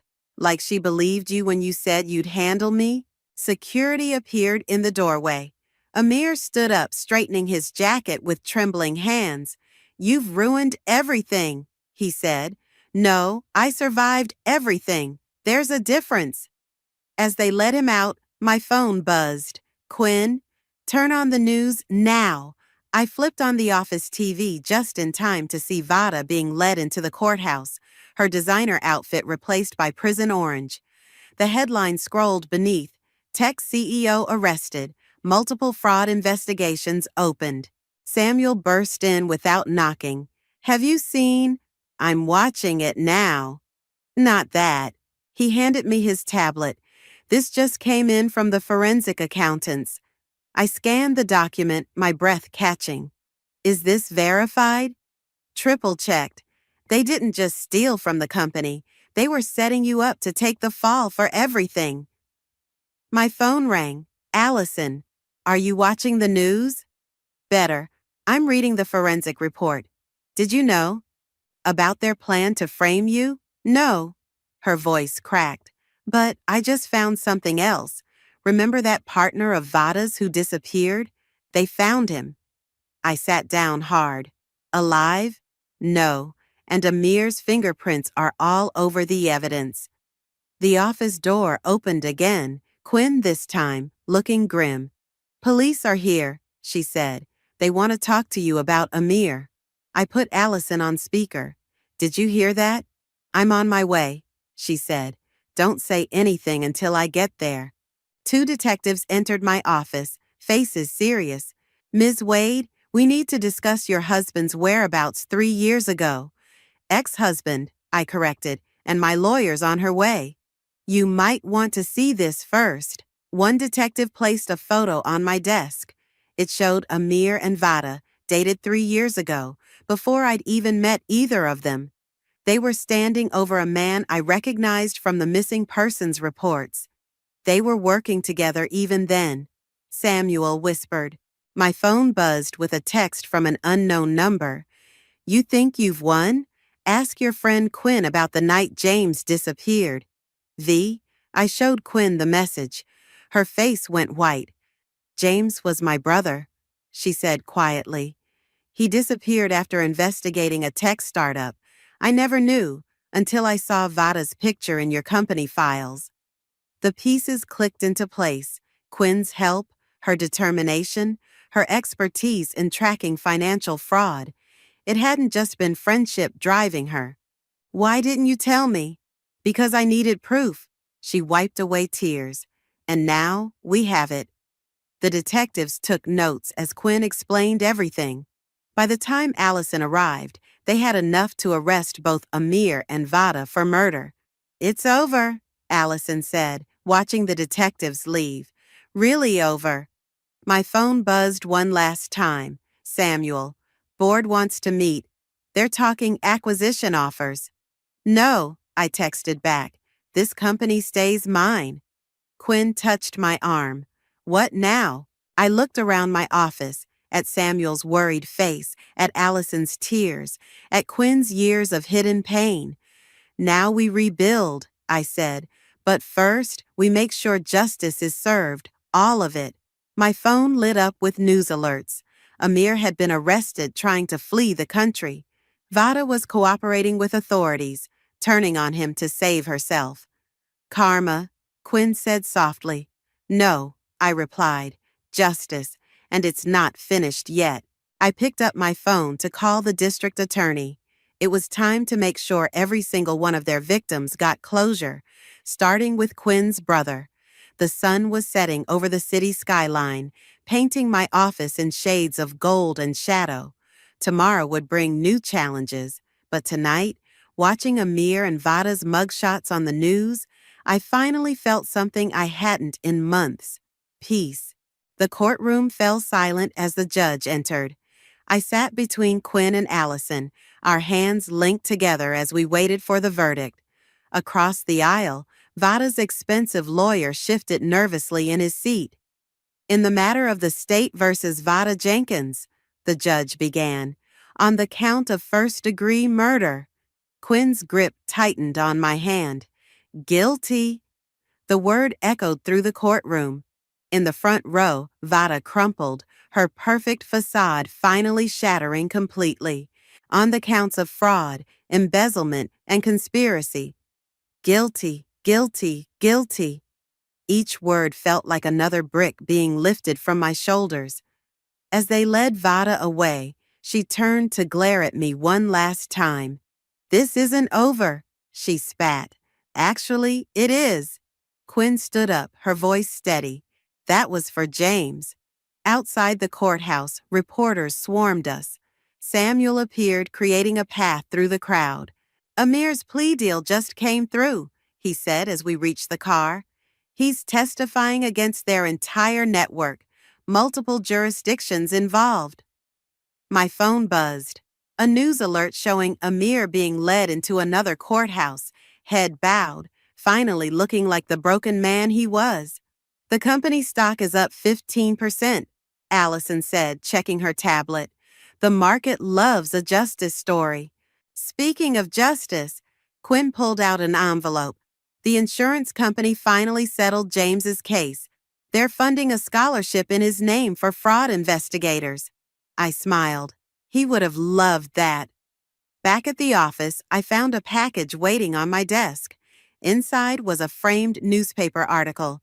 Tech CEO takes down criminal enterprise. Justice served. A little gift, Samuel said from the doorway.